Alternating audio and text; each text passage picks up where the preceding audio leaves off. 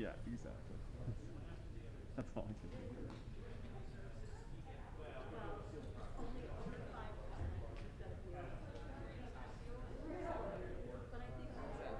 Yes, it did. Thank you.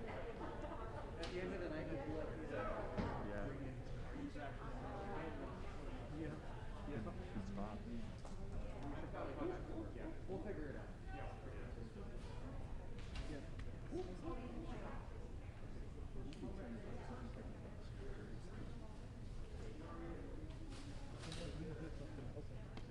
Don't you worry. Okay.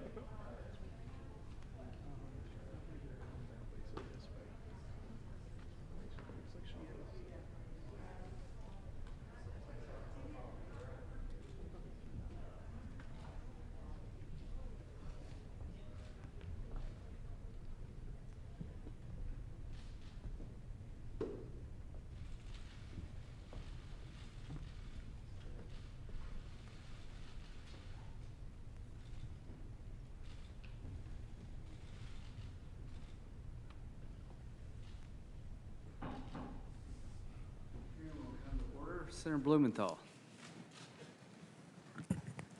Thank you very much, Mr. Chairman. Thank you for being back, Your Honor, and thank you to your family as well.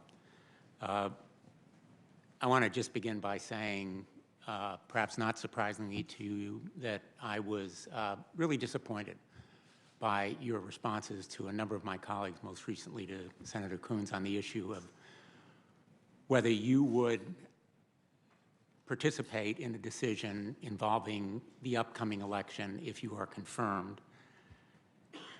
I continue to believe that if you were to participate in a decision involving that election, it would do enduring explosive damage to the court. I think you know it would be wrong, not because of anything you've done. In fact, I'm not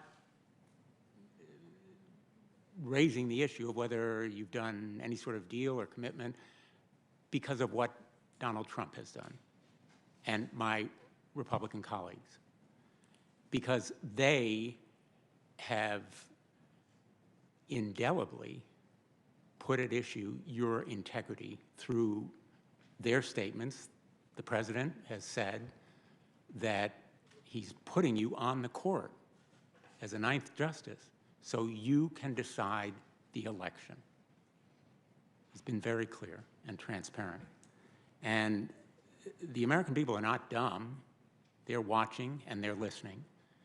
And if you were to sit on this case, if it goes to the Supreme Court, the American people would lose faith and trust in the court itself. It would be a dagger at the heart of the court and our democracy if this election is decided by the court rather than the American voters. So I wanted to begin by making that point and then go to, again, the real people who are really in this room with us and who will be affected by you as a justice. Yesterday, I introduced you to Connor Curran. You may recall, he's 10 years old. I was with him on his 10th birthday, September 27. He's a remarkable champion.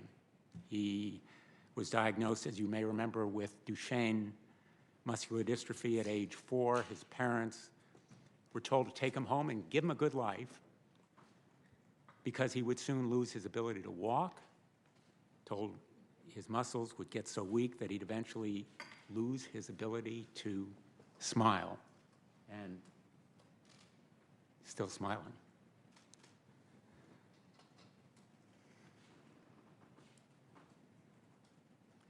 What lies behind that smile is untold pain, physical pain, the anguish of going through the needles and the prodding and the treatments.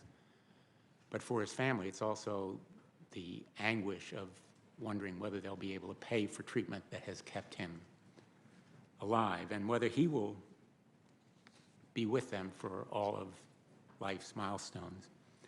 They sent me a letter that they asked me to share with you, saying to you, Judge Barrett, please protect Connor.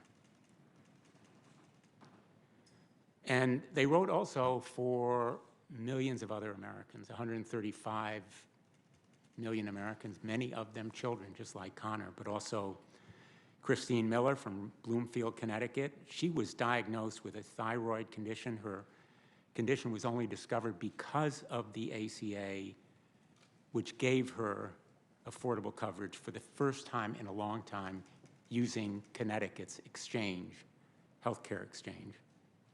And they wrote for people like Julia Lanzano in Cheshire, Connecticut. She suffered from headaches for years, and she put off going to a doctor because she lacked insurance. So typical and common for people. Put it off. When Julia finally saw a doctor still without insurance, she learned she had a brain tumor, and she was eligible for coverage under Connecticut's Medicaid expansion program, which was created by the Affordable Care Act. In her words, it was a godsend.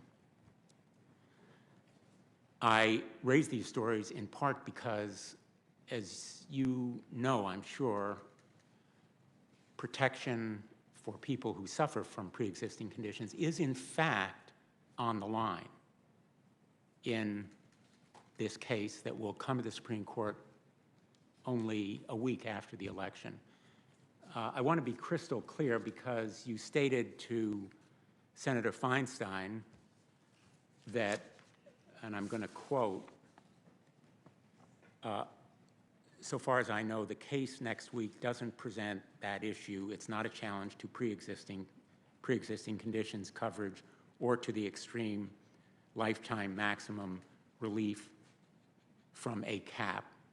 And technically, you're right, but, it's a big but, if the trial court is upheld and there's no severability,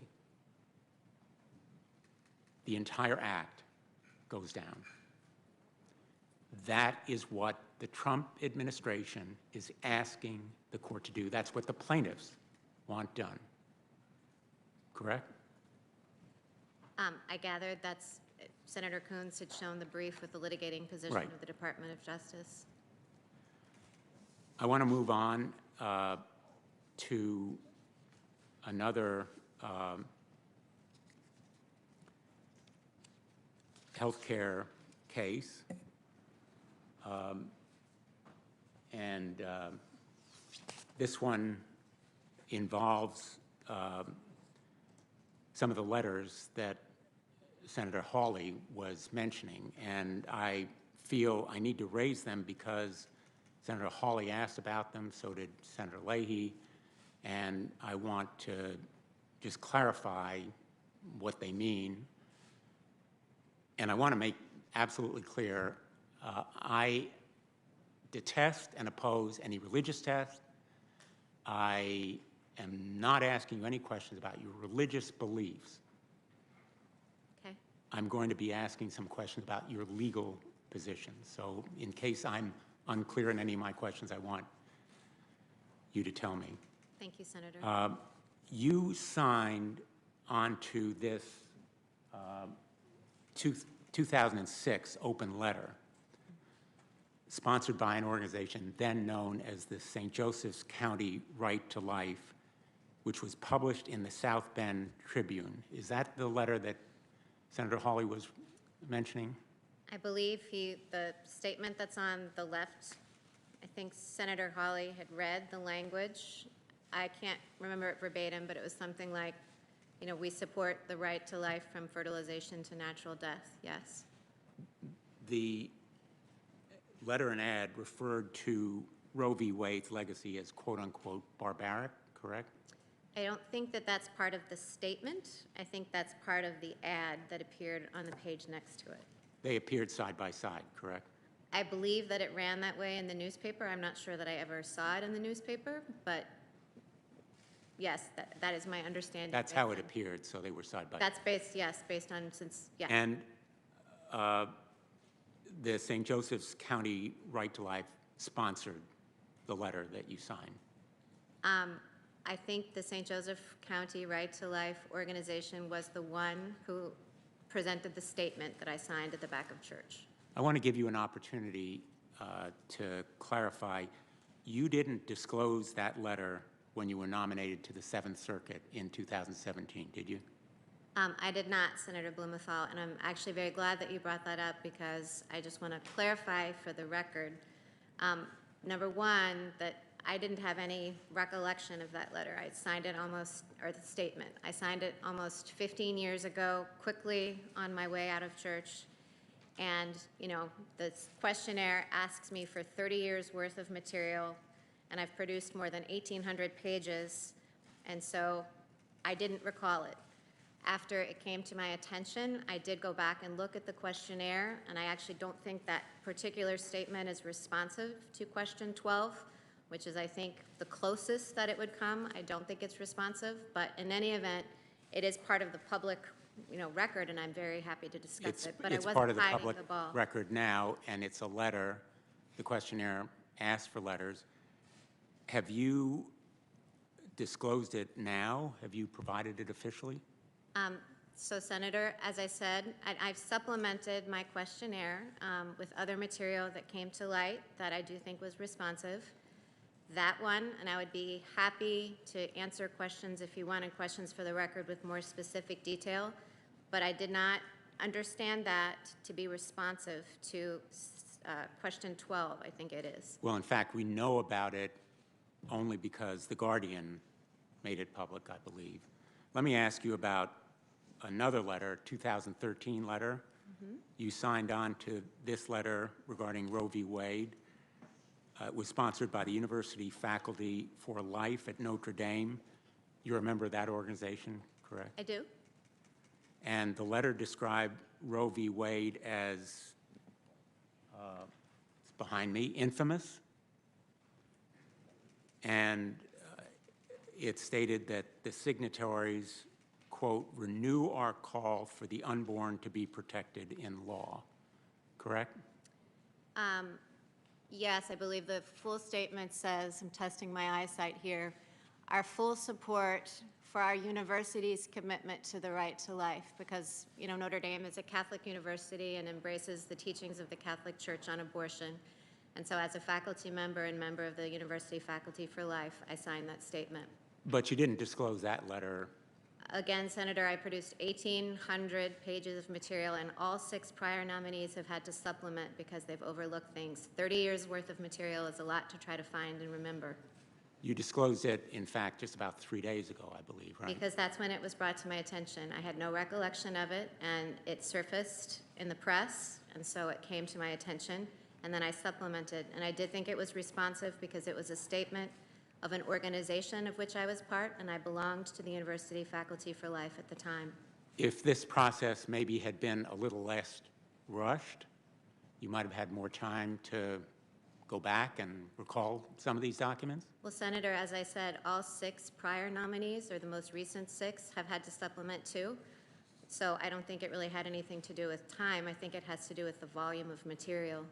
And when you and I spoke, when you appeared before this committee in connection with your 2017 nomination, I didn't have the benefit of any of these documents, although I asked you about right of privacy and the validity of Roe v. Wade, correct? Senator, I said on my SJQ when I was nominated to the 7th Circuit, and I said again now, I produced all the material that I could find, and I conducted searches to try to find things that I forgot, and I didn't find that. I understand that someone had to manually go to Notre Dame and look through back archives. I didn't remember it, and I couldn't find it. I assure you I was not trying to hide it from you. So, Judge, and I apologize for interrupting you. I'm No, pressed for go ahead. time.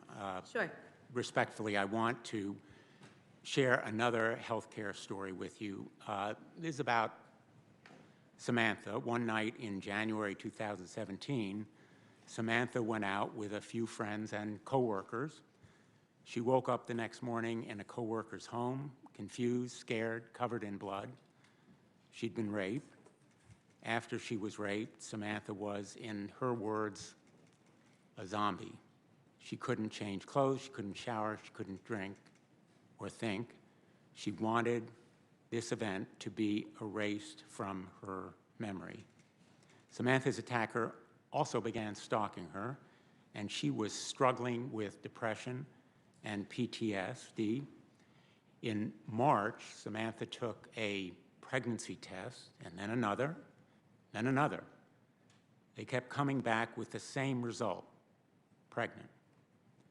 After the horrible violence she faced, she simply couldn't process that she was now pregnant. When Samantha shared her story with me, she said, "I knew if I couldn't end this pregnancy, it would end me." So she decided to get an abortion. Now, as you know, Judge, the landmark Roe v. Wade decision gave her that option. It gave women the right to decide for themselves whether and when to have a child. Roe didn't compel Samantha to get an abortion. It didn't tell her what she had to do, but it gave her that choice. The question that I would like to ask you concerns your legal position. Does the Constitution protect Samantha's right to have an abortion? Roe versus Wade clearly held that the Constitution protected a woman's right to terminate a pregnancy. Casey upheld that central holding and spelled out in greater detail the tests that the court uses to consider the legality of abortion regulations. Now, I'm asking you this question because the group that sponsored the first letter, St. Joseph's County Right to Life, as it was then known, states, quote, "Abortion is never the right answer, even in cases of sexual assault or where the pregnant woman's life is in danger." And the purpose of the letters that you signed seemed to be a statement of legal position, but you're saying that there is a constitutional right to an abortion. Senator, the statement that I signed from the St. Joseph County Right to Life didn't say anything about rape or incest or any of those things. It simply validated the teaching of my church on the sacredness of life from conception to natural death. What I hear you saying is, in the Constitution, there is that right. You mean when I was talking about Roe and Casey a moment ago? Well, Yeah. Roe was correctly decided. You're agreeing that What I said was that Roe held that the Constitution protects a woman's right to terminate a pregnancy, that Casey reaffirmed that holding, and indeed, many cases after Casey have affirmed that holding again, Whole Women's Health, for example. So I think we might be talking past each other because the statements that I signed were statements of my personal beliefs and not your personal belief, Your Honor, your legal position. Are you willing to say that Roe was correctly decided? Because that's really the essence of the question here. Well, Senator, as I've said, to others of your colleagues in response to questioning, that it's inconsistent with the duties of a sitting judge. And therefore has been the practice of every nominee that sat in the seat before me to take positions on cases that the court has decided in the past. Well, I think Samantha and a lot of rape survivors would be really deeply fearful about that answer because it provides no reassurance that you believe that Roe was correctly decided. Let me talk about Tracy. I want to tell you about her because she, again, came to me, told me she was diagnosed with stage 4 endometriosis and that it had caused an ongoing inability to have a healthy pregnancy. But as she said, she was one of the, quote, lucky ones. She had access to care and was able to receive treatment to assist in getting and staying pregnant. And I have encountered, maybe you have, many members of the military, veterans, who have sought similar kinds of treatment, and some of them because they've suffered wounds of war. Tracy was scared when she saw the executive director of the St. Joseph County Right to Life recently stated, and I quote, "We would be supportive of criminalizing the discarding of frozen embryos or selective reduction through the IVF process." So Tracy wanted me to ask you, in fact, she asked me to pose this question, is it your legal position that making IVF a crime would be constitutional? Well, Senator, the statement that I signed, as we discussed, affirmed the belief of my church with respect to matters of life. I'm But not you're- asking about what you signed. I'm asking about your present legal position. But what I was, Is making IVF a crime Senator, constitutional? Sorry, go ahead. sorry, I was trying to answer. But you're quoting positions from the St. Joseph County Right to Life. I'm not a member of that organization, and so I'm not responsible for statements that they make. The statement that I signed said what you and I have discussed, and it said nothing further than that. And as for, what policy position someone might take, as I've said to your colleagues, it's not up to me to be in the business of expressing views, and I am happy to talk about views that I expressed when I was a private citizen, but now I'm a judge, and so I cannot publicly express views. Just to be absolutely clear, I'm not asking about the St. Joseph County Right to Life or their positions, and I understand you may or may not disagree or agree with them, but your legal position, IVF treatment, and I'm not going to ask again, just this last time, criminalizing it, Well, would it be constitutional? I think there's a clear answer. but Senator, I've repeatedly said, as has every other nominee who sat in this seat, that we can't answer questions in the abstract. That would have to be decided in the course of the judicial process. With a case, some legislature would actually have to do that, and then litigants would have to come to court. There would have to be briefs and arguments and consultation with colleagues and opinion writing and consideration of precedent. So an off-the-cuff reaction to that would just circumvent the judicial process. Well, again, I'm disappointed. I think Tracy would find that response somewhat chilling because she and thousands, maybe millions of women, potential parents, would be horrified to think that IVF treatment could be made criminal. And I understand you're not answering the question, but I think she would be deeply fearful.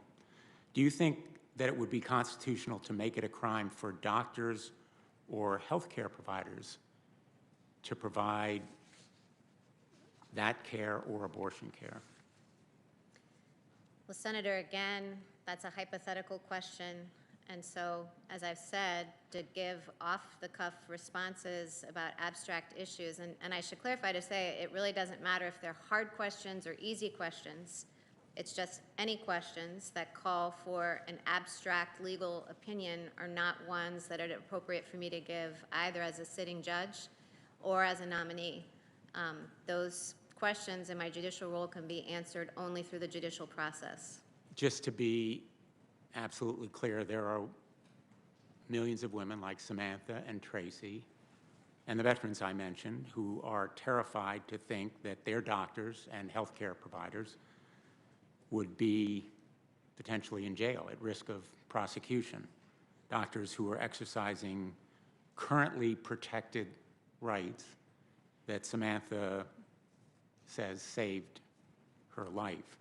And I believe our healthcare providers are heroes, particularly during the pandemic. But I want to ask you one more question about these documents.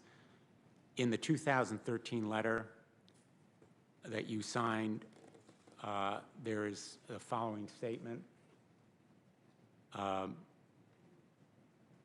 We renew our call for the unborn to be protected in law, and welcomed in life. What does it mean for quote, the unborn to be protected in law. Does that statement mean there is no valid constitutional protection for an abortion, and therefore Roe v. Wade should be overturned? You know, I think that statement is an affirmation of life. You know, it points out that we express our love and support for the mothers who bear them. Again, it was a statement validating the position of the Catholic university at which I worked in support for life and to, you know, support women in crisis pregnancies, to support babies. So it's really no more than the expression of a pro-life view. I expect we'll be talking more about this issue tomorrow. I want to move now to another topic.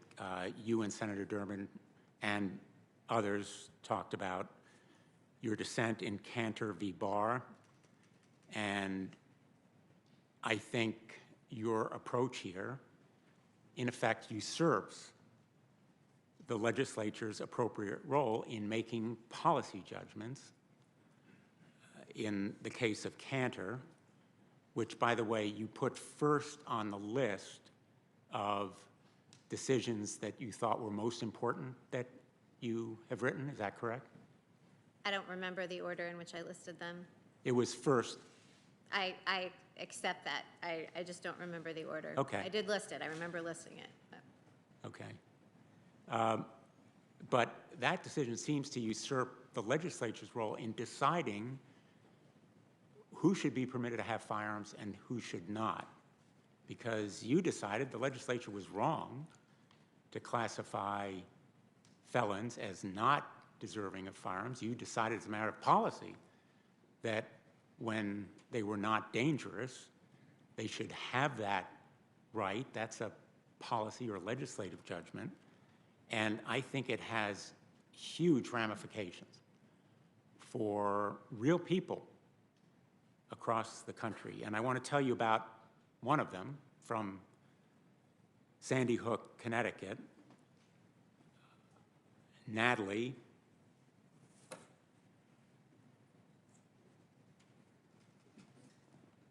who is shown here with her brother Daniel. Daniel was killed at Sandy Hook Elementary School in Newtown, Connecticut on December 14th, 2012. Daniel was 7. I was there that day. I saw the parents after they'd learned that they had lost 20 beautiful children. And 6 grade educators died as well. In the firehouse that day, there was unspeakable grief. And 8 years later, Natalie says that grief remains with her. But Natalie, like Newtown, is resilient and strong, and her grief and trauma have spurred hope and action. She and many young people across the country are leading a movement to deal with the epidemic and scourge of gun violence in this country. What happened at Sandy Hook was not an isolated instance. There have been 236 other mass shootings in the last decade. In the last 10 years, gun violence has taken more than 354,000 lives in rural communities and urban communities all around the country, and I'm sure in Indiana and South Bend as well. Your opinion in Cantor goes farther than Justice Scalia in Heller. In fact, you characterized it as kind of radical. It is, in effect, an outlier. And it is, in fact, radical. Did I say it was radical in the opinion? I think you said, quote, "It sounds kind of radical to say felons can have firearms." That's a direct quote. Oh, I didn't remember that particular language. You can. I'm not out. I just don't recall it, but I'm not nitpicking about it. We can look it up. That's fine, Senator. I don't think you're making it up, trust me. No, I'll check it and look it up, but I know that's not the thrust of your question. It sounds kind of radical because it is radical. In fact, no courts of appeals, except maybe the Seventh Circuit, has adopted this reasoning. The Third Circuit, I think, has a rule that's, The Third Circuit. Any others? I don't know that it's I come think up I in knew there others. was The one Third- circuit that did. I wasn't sure which one, but thank you. My position was consistent with a Third Circuit en banc decision that had already been decided. And cutting through all of the legalese, and we've had quite a bit of it going back and forth, what this approach does potentially is mean that Connecticut's gun safety provisions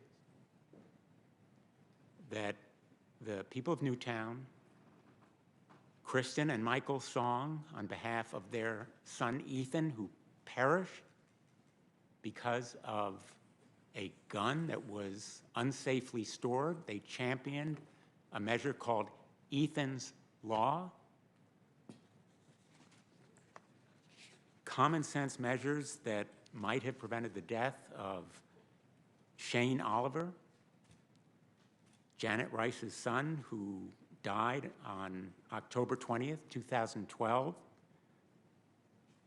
Shane was killed when he was 20 years old in Hartford.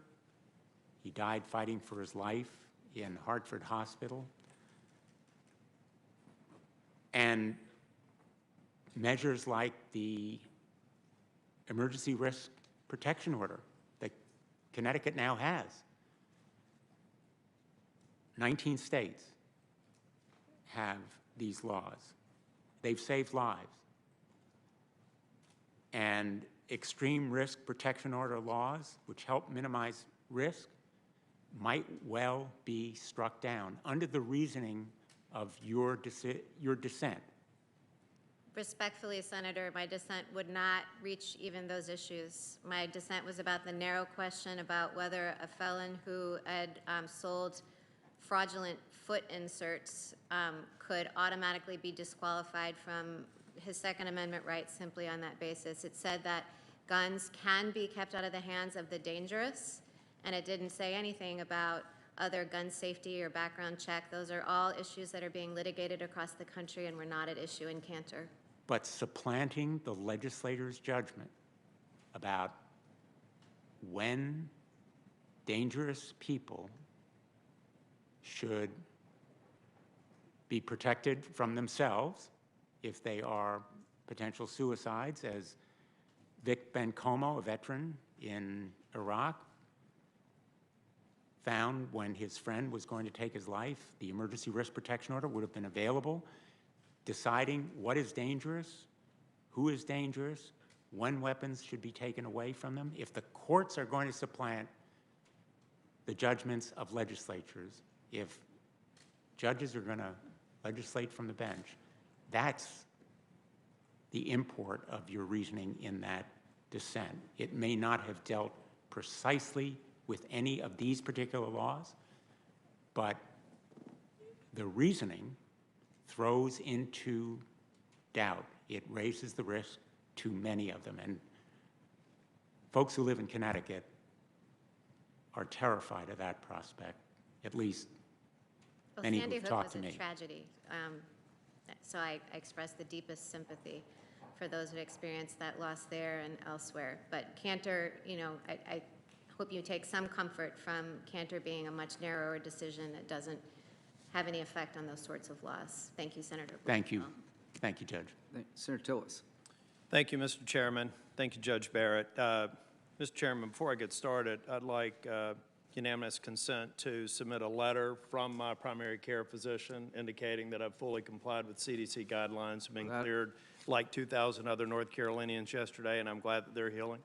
Without objection. I'd also like to put forth 3 letters in support of Judge Barrett, including one from Devin Patel, a former student who speaks very highly of your academic prowess, but also your compassion. Without objection. Also like to cover what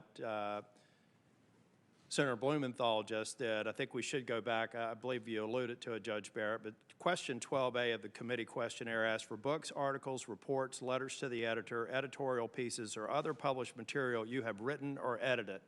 Is it fair to say that if you signed a petition, you did not write or edit any of the petition you signed? I did not write or edit that.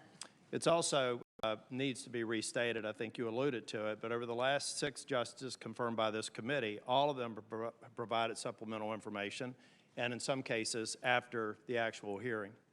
So I appreciate your being forthcoming, that you've submitted 1,800 pages of documents. Mr. Chairman, just going back, I also wanted to mention that as a part of my journey through my time in quarantine, I have enrolled in 2 studies so far. I'll be giving blood on Friday to enroll in another program at UNC Chapel Hill, and I'm scheduled to donate convalescent plasma. Because this is being aired, I hope that anyone who's recovered from COVID will do their part to try and heal this country from the health challenges that COVID has presented us with. I intend to do my part. I also would like to say, I like to consider the Senate an essential business. And I believe that the architect of the Capitol and our attending physicians here have taken great measures to make sure that we can safely come to work. And I would encourage anybody who works in the Senate to come to work. I want to also go back to something that Senator Feinstein said earlier, and you're not going to have to answer this question. Senator Feinstein mentioned earlier that we've had a surge in applications for guns or purchases of guns. I wonder if a part of that is where we find our society right now. We're seeing great cities burned and looted.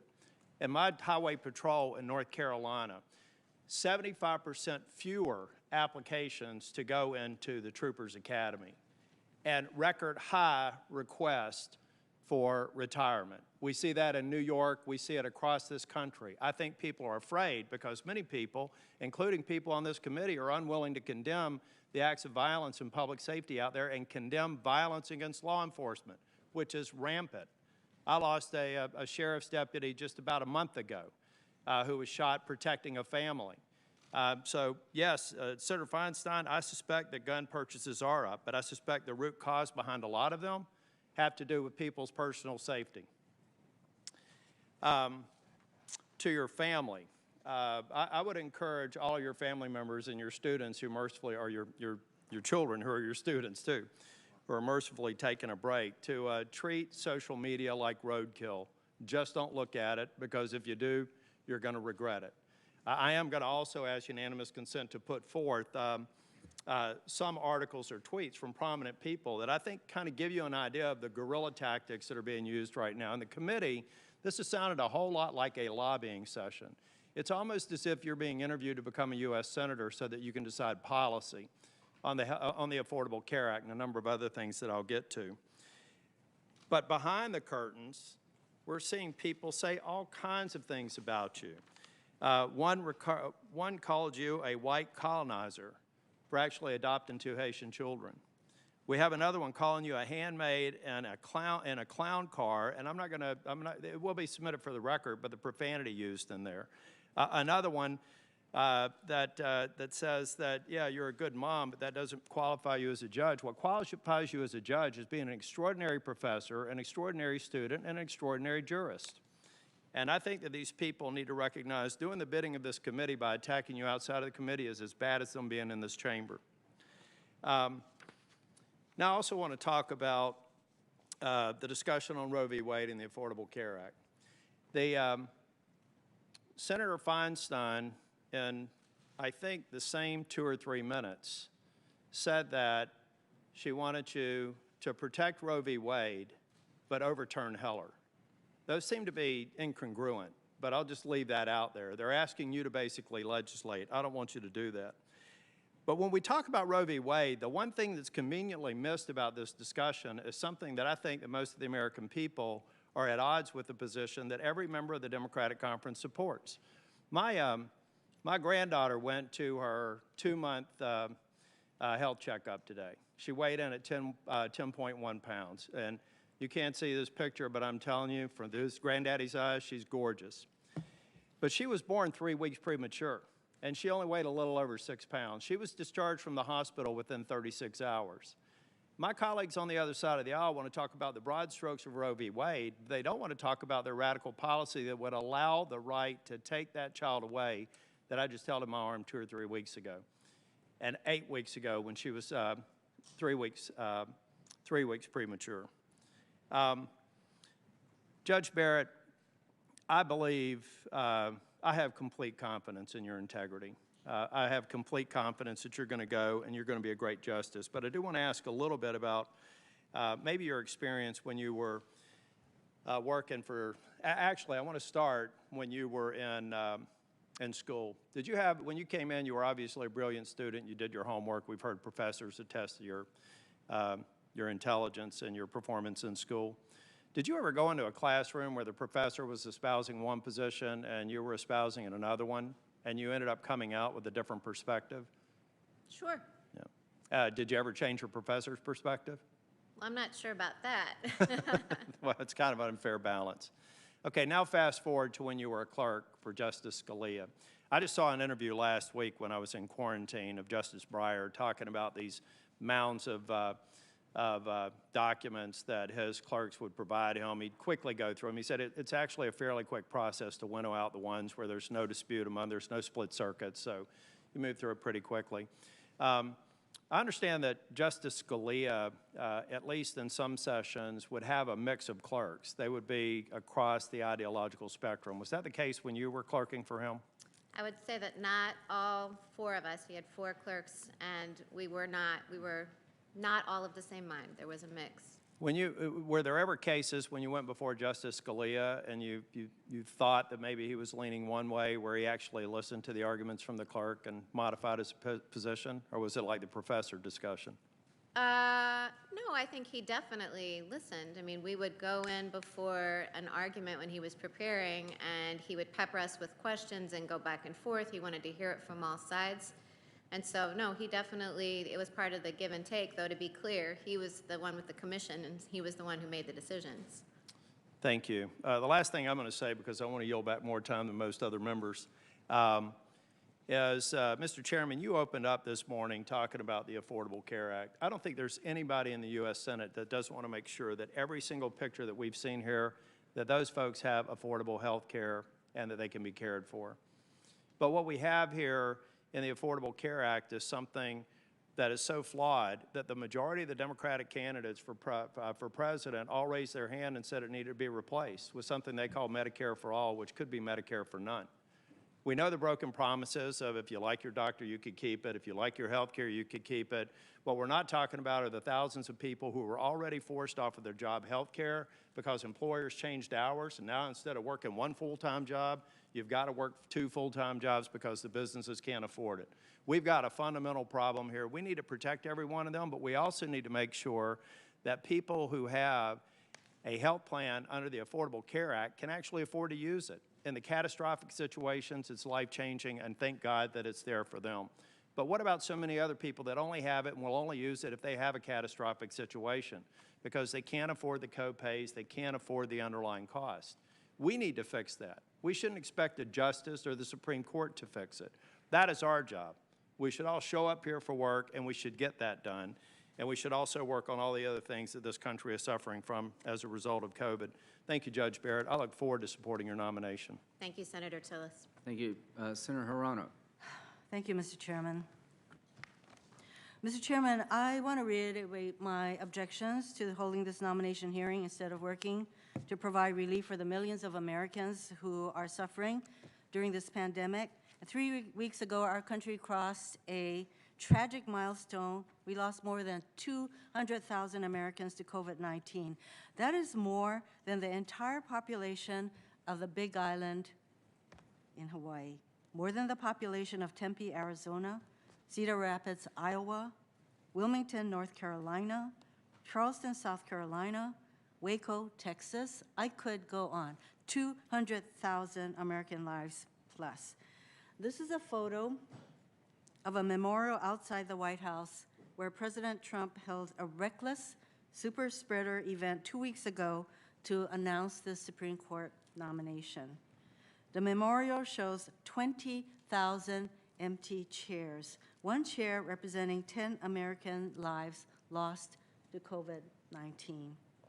And one of those chairs represents Veronica Guevara's grandfather, who is pictured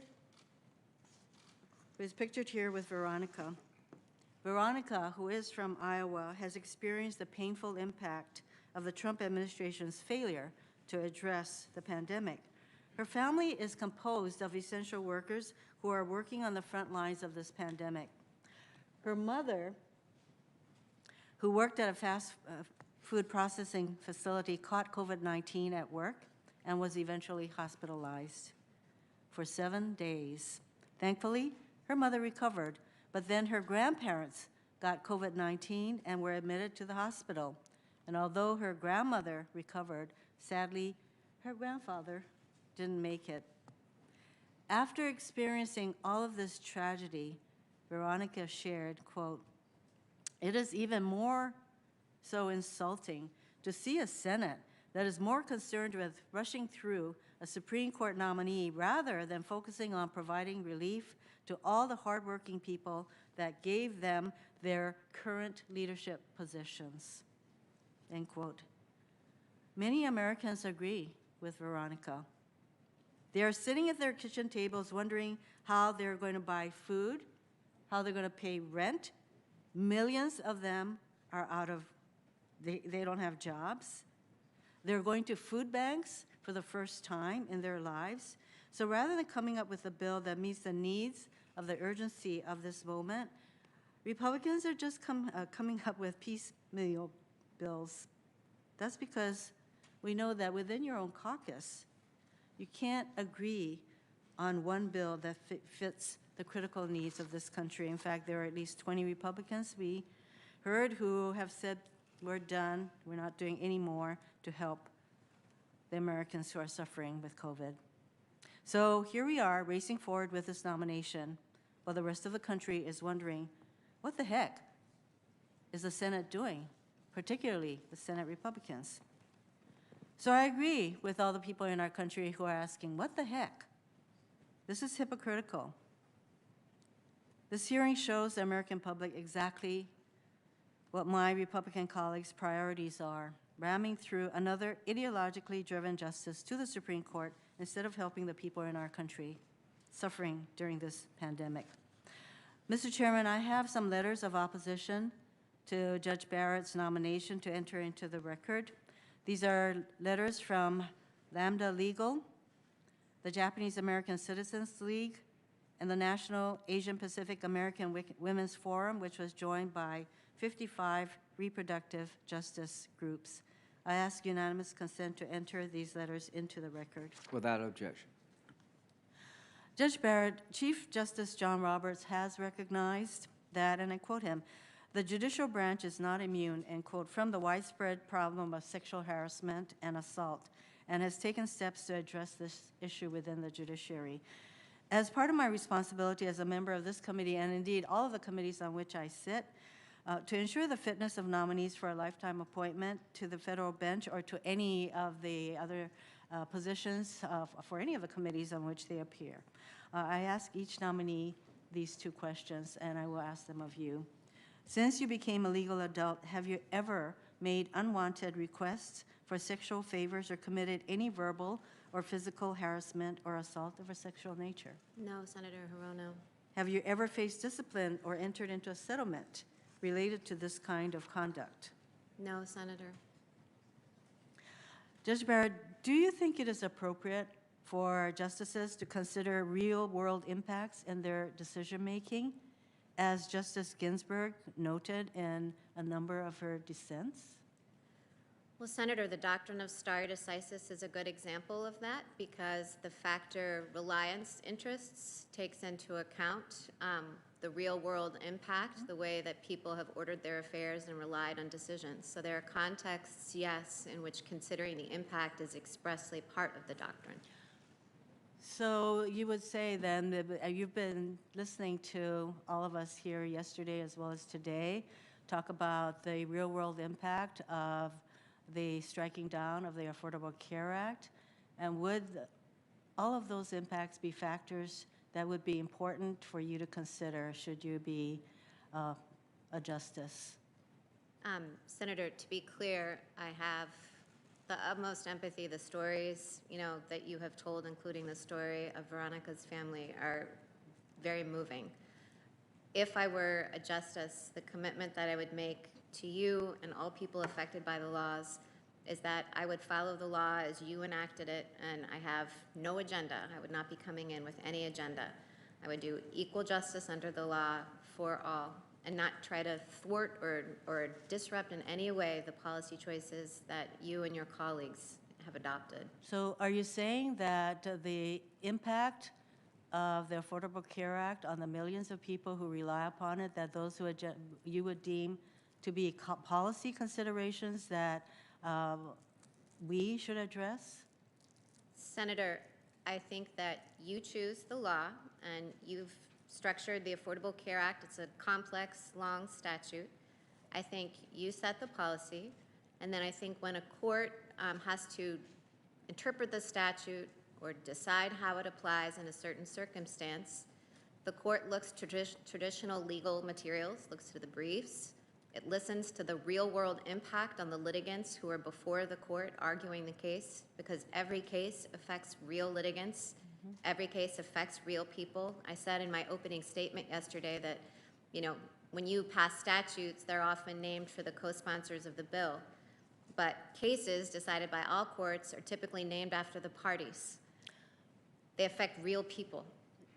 Judge Barrett, so are you saying that all of the stories that we brought forth yesterday and the millions of people who are relying on the Affordable Care Act can rely upon you, that those impacts would be considered by you, that you would consider those to be legal arguments that you would consider? Because when you say that you're going to make a decision based on the law, the real life stories that we've been talking about, you would consider those to be part of the law? Senator Hirono, every case that comes before a court, because as I was saying earlier, no case comes before a court unless it involves real live people who've had a real live dispute. And it is the job of a judge deciding every case to take into account the real world consequences of the parties before it. So does that mean that you would agree with Justice Ginsburg that the court should be taking into consideration the real life effect of the decisions that they make? Because she wrote a number of dissents saying that the majority did not consider the real world impacts of their decisions. So are you aligning yourself with Justice Ginsburg in terms of what you would consider real life impacts and the effect it would have on your decision regarding the law? Well, Senator, I don't know what context, the particular context in which Justice Ginsburg was describing that. I think what I'm trying to align myself with is the law, and that I will take into account all factors, including real-world impacts, when the law makes them relevant, as it clearly does, for example, in the doctrine of stare decisis. I'll get to your views of precedent in a moment. I'll give you a real-life example of Justice Ginsburg. In Ledbetter v. Goodyear Tire and Rubber Company, Lily Ledbetter worked at a Goodyear plant for 19 years. As an area manager, a position held mostly by men, Lily was paid less than all of her male counterparts. When she eventually realized this stark inequality, she sued for pay discrimination, and a jury agreed. But the Supreme Court kicked Lily's claim out of the court for being too late. The conservative majority, including your mentor, Justice Scalia, interpreted Title VII's 180-day time limit to mean that Lily had to have filed her claim within 180 days of when her salary was decided, instead of accepting the common sense approach of viewing her paychecks as an ongoing part of pay discrimination. Justice Ginsburg strongly disagreed with her conservative colleagues' approach to the case. In her dissent, she pointed out the many challenges women face in discovering pay disparities, including how many companies keep salaries confidential. In a stinging rebuke, she said, quote, "The court does not comprehend or is indifferent to the insidious way in which women can be victims of pay discrimination, end quote. In another case, in 2018, in Epoch Systems Corp v. Lewis, employees who have been illegally underpaid joined together to seek back pay in court. To block this effort, their employers forced them to sign an arbitration agreement prohibiting collective actions. They actually had to sign these arbitration agreements in order to even have a job or keep their job. So the Supreme Court's conservative majority, including Justice Scalia, sided with the company. They interpreted a general federal arbitration law to override two worker protections laws instead of recognizing that the worker protection laws fall sensibly within the exceptions in the arbitration law, meaning that the worker protections laws should prevail. Again, Justice Ginsburg strongly disagreed with the majority's approach to the case. In her dissent, she pointed out that blocking joint lawsuits would deter most workers from seeking individual unpaid wage claims because of the cost of lawsuits and fear of retaliation. She warned the majority's decision would result in hurting vulnerable, low-wage workers. Now, those are the kinds of real-life impacts. The reality of women who are not paid the same as their male counterparts because of sex discrimination happening that she has no way of finding out about, or of workers who are forced to sign an arbitration clause that overrides worker protection, other worker protection laws. Those are the kind of real-world impacts. So do you think Justice Ginsburg was wrong to consider real-world impacts in her decision-making? Well, Senator, both the case, you're talking about Lilly Ledbetter, both that case and Epoch Systems are precedents of the court. And as I've said a number of times during the hearing, I can't really comment or grade thumbs up or thumbs down, as Justice Kagan put it, prior precedents, or say how I would have decided them. They are, Judge Barrett, they are precedents of the court that do not take into consideration the real-world factors at play here. And in fact, in the case of Epoch Systems, the court sided with the corporation as opposed to the workers who are trying to remedy a wrong.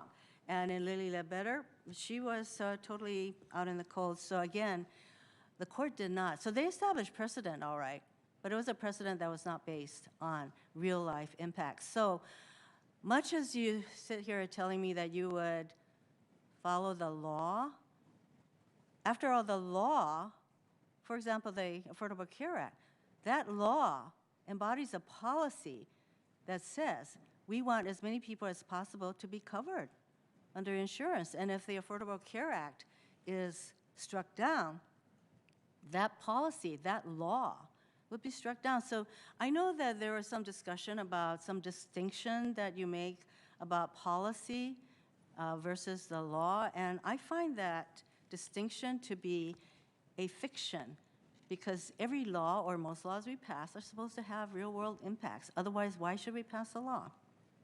So the fact that you're not able to, I think it's pretty clear. Let me rephrase that. You do consider Justice Scalia to be your mentor, that your judicial philosophy is in alignment with him, and I think we all acknowledge that Justice Scalia and Justice Ginsburg were at pretty much opposite ends of the spectrum. So since Justice Ginsburg made it a policy, her approach was to look at the real-world impact. Justice Scalia's was not. So I'd say that when it comes to the Affordable Care Act,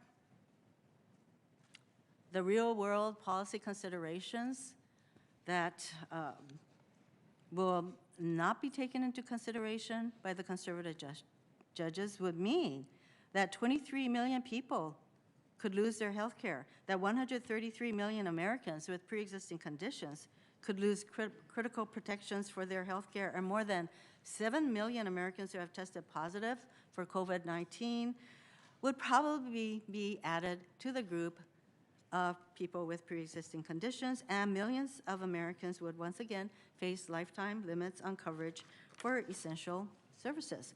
That 8.7 million women would lose coverage for critical maternity care services, and we know that Black and Native women are 2 to 3 times more likely to die than white women from pregnancy-related cases, that Americans could lose coverage for essential health benefits like prescription drugs and mental health care, that young adults will no longer be able to stay on their parents' health insurance plan until age 26 at a time when our country is dealing with massive job losses.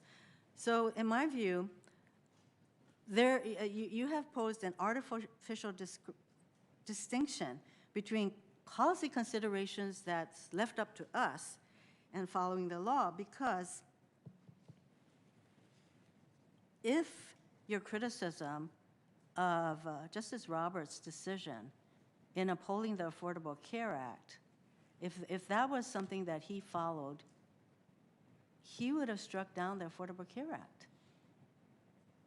That is your, if he followed your criticism of him in sustaining the Affordable Care Act, he would have struck it down.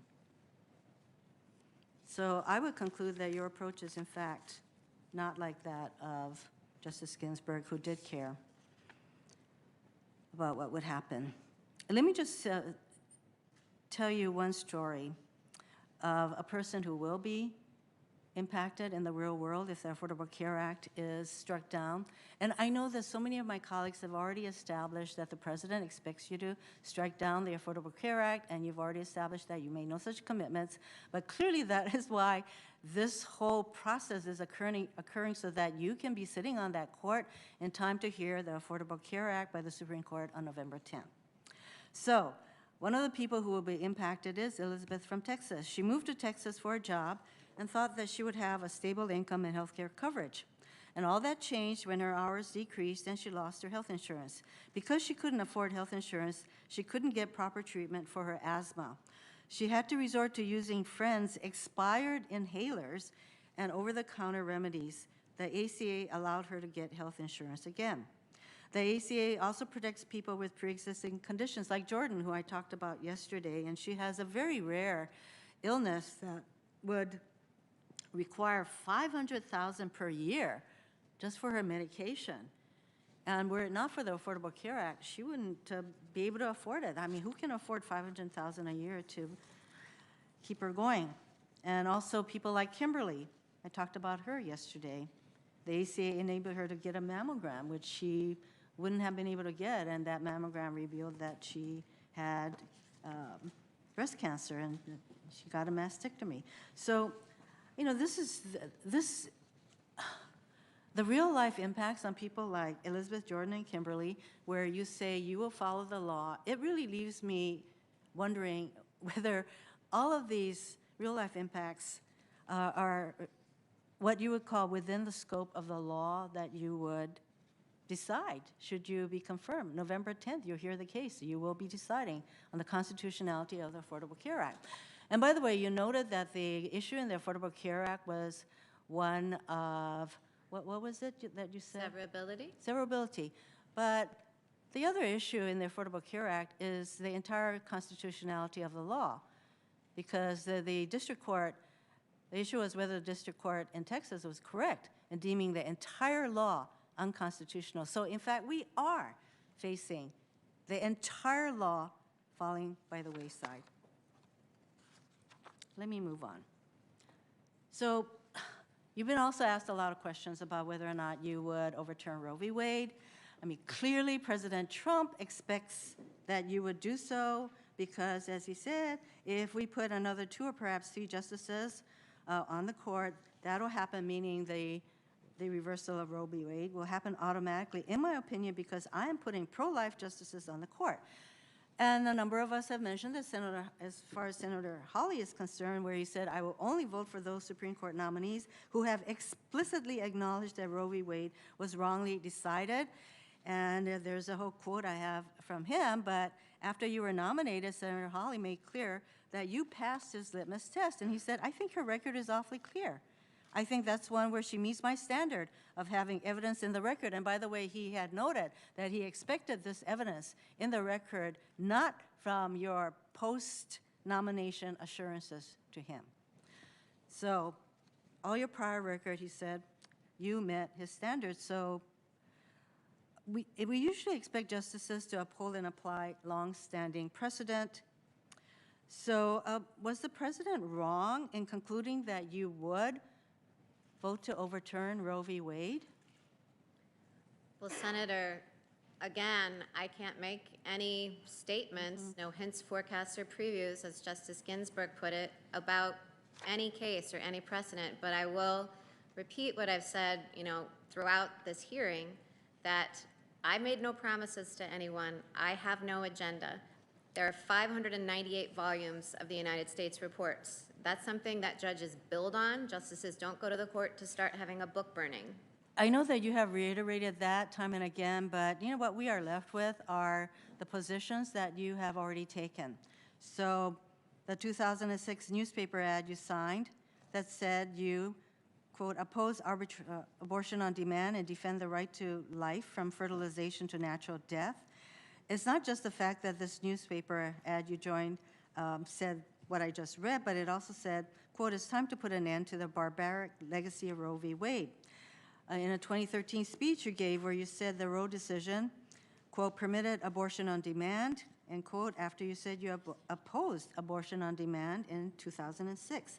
So what underscores my concern about your willingness to overturn Roe v. Wade, which is really the expectation that the president has and which Senator Hawley fully expects you to do because you have met his litmus test, but you noted stare decisis, which is precedent, and you have argued that a justice's duty to follow the Constitution, which you explain means that she should, this is regarding your view on precedent, that she should, quote, enforce her best understanding of the Constitution rather than a precedent she thinks clearly in conflict with it, end quote.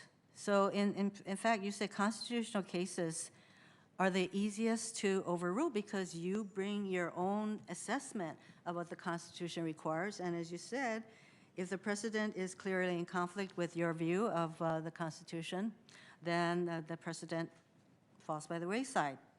So you did indicate that there are a few cases that are immunized from overturning because they wouldn't be challenged in the first place, i.e. Brown v. Board of Education. But Roe isn't one of those cases because we know that there are all kinds of challenges to Roe, basically because the states are very busy passing all these laws that limit a woman's right to an abortion. So you also said in that speech that even if Roe is not overturned, you said, without overturning Roe, you explained, quote, the question is how much freedom the court is willing to let states have in regulating abortion. And so there are 14 cases right now relating to state abortion restrictions making its way through the circuit court, and some of these are going to land in the Supreme Court. And these 14 cases include the following restrictions. 6 cases involve bans on abortion starting at gestational ages ranging from 6 to 24 weeks. 2 cases involving bans on a particular type of procedure, dilation and evacuation, that accounts for nearly all second trimester abortions. 1 case involving a requirement that fetal remains be buried or cremated. 4 cases involve laws imposing unnecessary requirements on abortion providers, like transfer agreements with local hospitals. 4 cases involve so-called reason bans. 2 cases related to parental notification and consent. There are real reasons why the American public is concerned that you will overturn Roe or basically strip it of all meaning so that it becomes a nullity, because you will have these cases that, as you say, the open question is how far the Supreme Court will go in letting states put limits on abortion.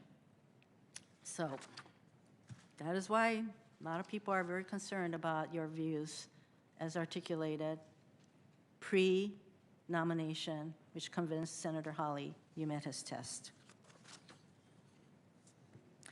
This morning, Senator Feinstein asked you a question about the Supreme Court's 2015 decision in Obergefell v. Hodges, a case in which the court recognized the constitutional right to same-sex marriage. And I was disappointed that you wouldn't give a direct answer on whether you agreed with the majority in that case, or if you instead agree with your mentor, Justice Scalia, that no such right exists in the Constitution. So even though you didn't give a direct answer, I think your response did speak volumes. Not once, but twice. You used the term sexual preference to describe those in the LGBTQ community. And let me make clear, sexual preference is an offensive and outdated term. It is used by anti-LGBTQ activists to suggest that sexual orientation is a choice. It is not. Sexual orientation is a key part of a person's identity. That sexual orientation is both a normal expression of human sexuality and immutable was a key part of the majority's opinion in Obergefell, which, by the way, Scalia did not agree with.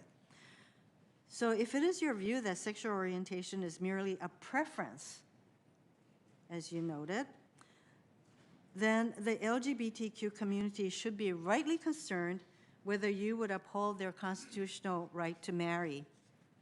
I don't think that you use the term sexual preference as just, I don't think it was an accident. And one of the legacies of Justice Scalia and his particular brand of originalism is a resistance to recognizing those in the LGBTQ community as having equal rights under our Constitution. In 1996, Justice Scalia wrote a dissenting opinion in Romer v. Evans defending a state's ability to openly discriminate against the LGBTQ community. In 2003, Justice Scalia wrote a dissenting opinion in Lawrence v. Texas defending a state's right to criminally prosecute someone for same-sex sexual activity. 10 years later, in U.S. v. Windsor, Justice Scalia wrote another dissenting opinion, this time defending the federal government's right to deny federal recognition of same-sex marriages. And of course, 2 years after that, in Obergefell, Justice Scalia wrote yet another dissent, and this time he argued that there was no constitutional right to same-sex marriage. So under Justice Scalia's judicial philosophy, which you have told us is your own, states could openly discriminate against the LGBTQ community. Same-sex couples could be denied the right to get married, and they could actually be thrown in jail if they engaged in sexual intercourse. There are an estimated 11 million adults who identify as LGBTQ living in this country since Obergefell was decided in 2015. Approximately 293,000 same-sex couples have gotten married. And many of these people are rightly afraid that if you are confirmed, you will join with other conservative members of the court to roll back everything the LGBTQ community has gained over the past 2 decades and push them back into the closet. Now, 2 sitting justices are already calling for Obergefell to be narrowed, if not outright overturned. Just last week, Justices Thomas and Alito issued a statement concurring with the court's decision to deny cert in Davis v. Irmo, a case involving a former Kentucky County court who refused to issue marriage certificates to same-sex couples. They accused the court of, and this is Justices Alito and Thomas, they accused the court of, quote, reading a right to same-sex marriage into the 14th Amendment, even though that right is found nowhere in the text. And these 2 justices signaled that Obergefell is a problem that only the court can fix. So, coupled with your use of the term sexual preference, coupled with your view on precedents, and that a justice's view or her own analysis of the constitutionality should overtake or overcome precedents if it's in conflict. So this is why so many people in the LGBTQ community are so concerned that you would, in fact, join the signaling that these 2 justices have already put out there, that Obergefell will fall by the wayside. Thank you, Mr. Chairman. Thank you. Senator Ernst. Thank you, Mr. Chair. And Judge Barrett, thank you so much for being here today with your beautiful family. Yet once again, we appreciate the support that you are showing to Judge Barrett by being here today. And Judge, I just want to offer you the opportunity at this point. Is there anything from earlier today that you feel you need more time to respond to? Thank you, Senator Ernst. I would like to just make a quick follow-on to some of Senator Hirono's comments.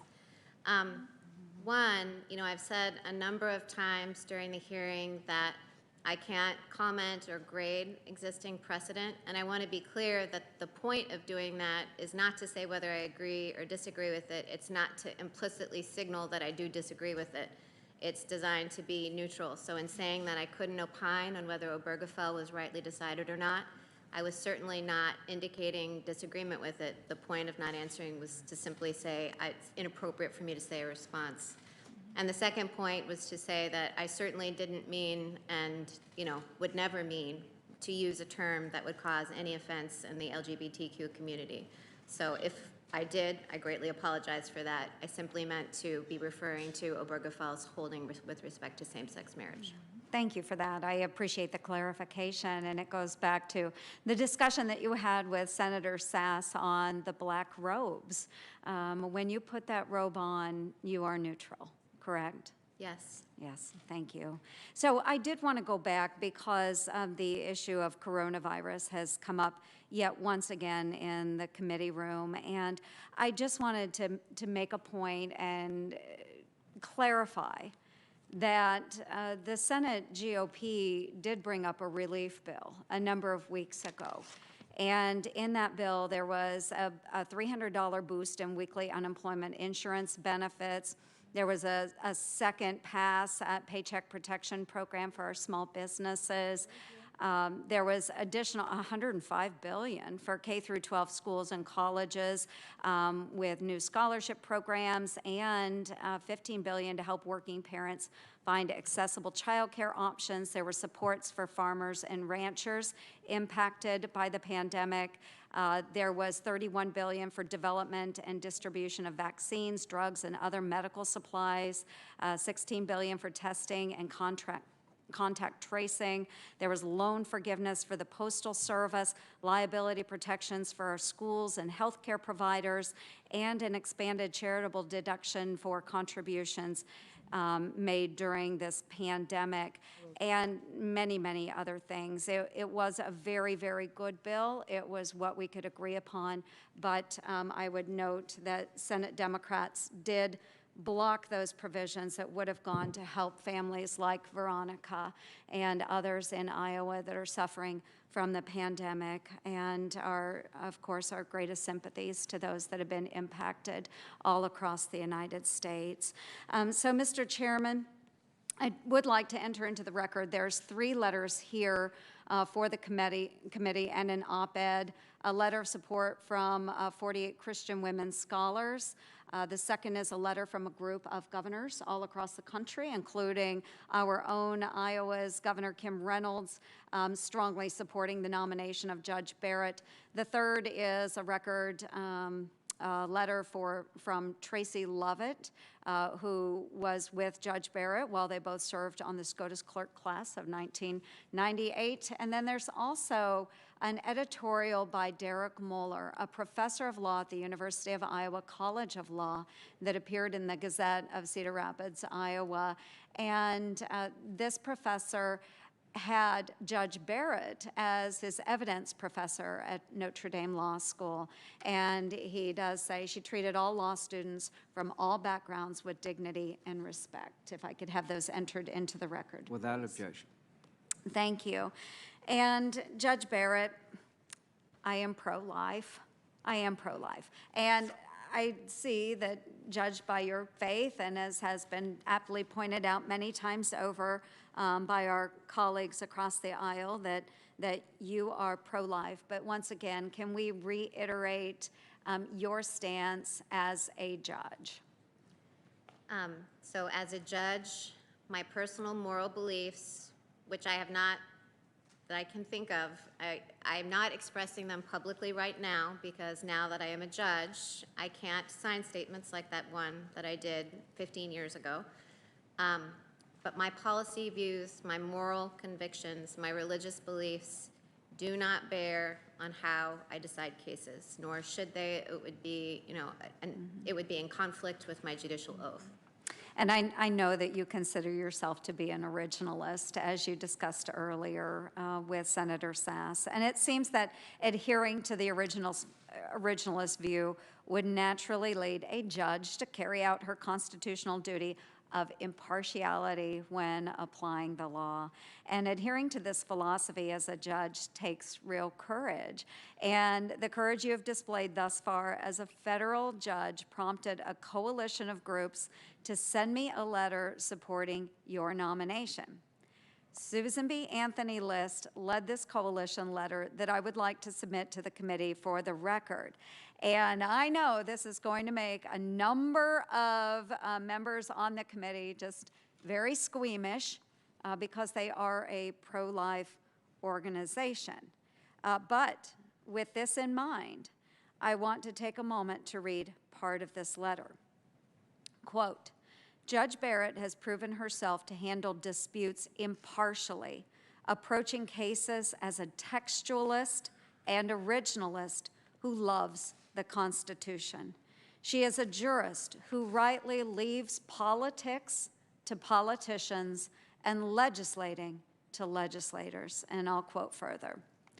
Quite apart from whatever policy views she may have on the matter, Judge Barrett reasons to a proper result in each case before her.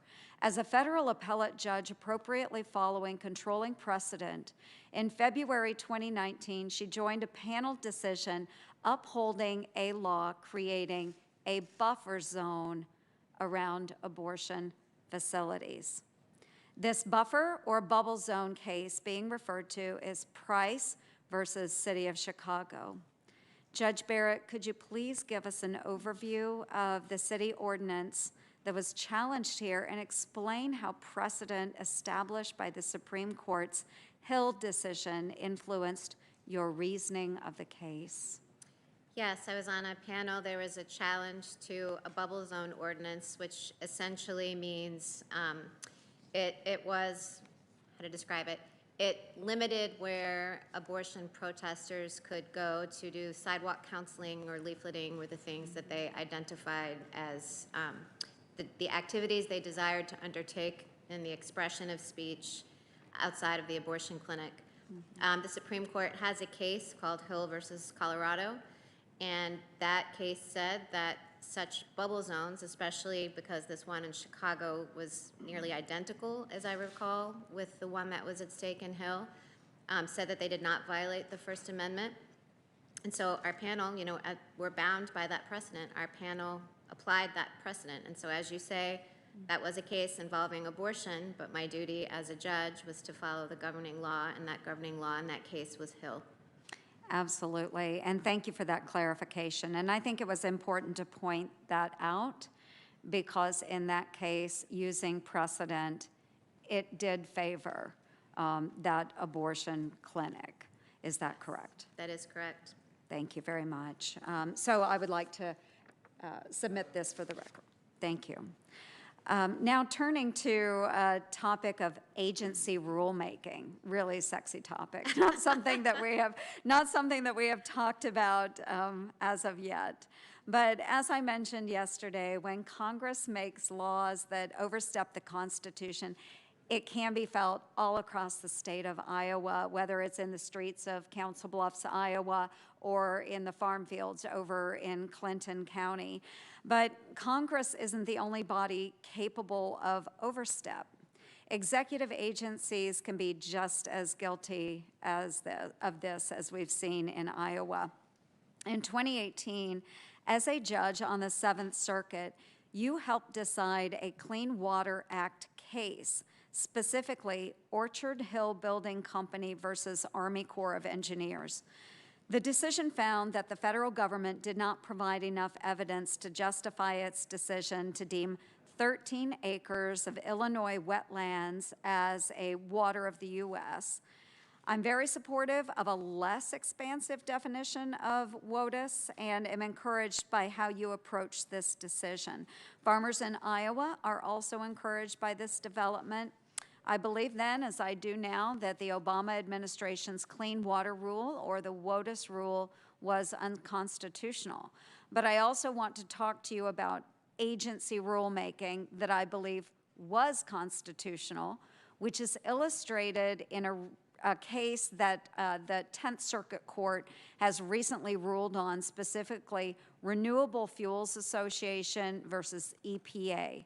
At issue in this case were 3 exemptions the EPA granted to oil companies, allowing them to avoid their obligations to blend renewable fuel under the Clean Air Act's Renewable Fuels Standard. These oil refinery exemptions, which were not disclosed to the public, were challenged by renewable fuel producers who said that they only found out about the waivers because of investigative news reports. The 10th Circuit concluded in this case that the renewable fuels producers were injured by the EPA's exemptions and thus had standing to sue.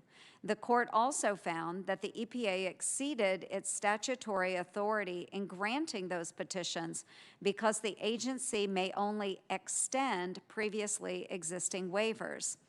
In the case of these 3 refiners, there was nothing to extend because they had let their exemptions lapse. In other words, the 3 refineries had not received continuously extended exemptions in the years preceding their petitions as required by the statute.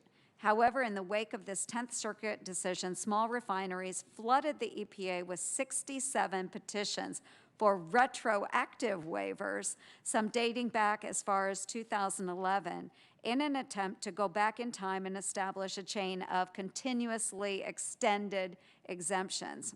These oil companies have also appealed to the 10th Circuit decision to the Supreme Court.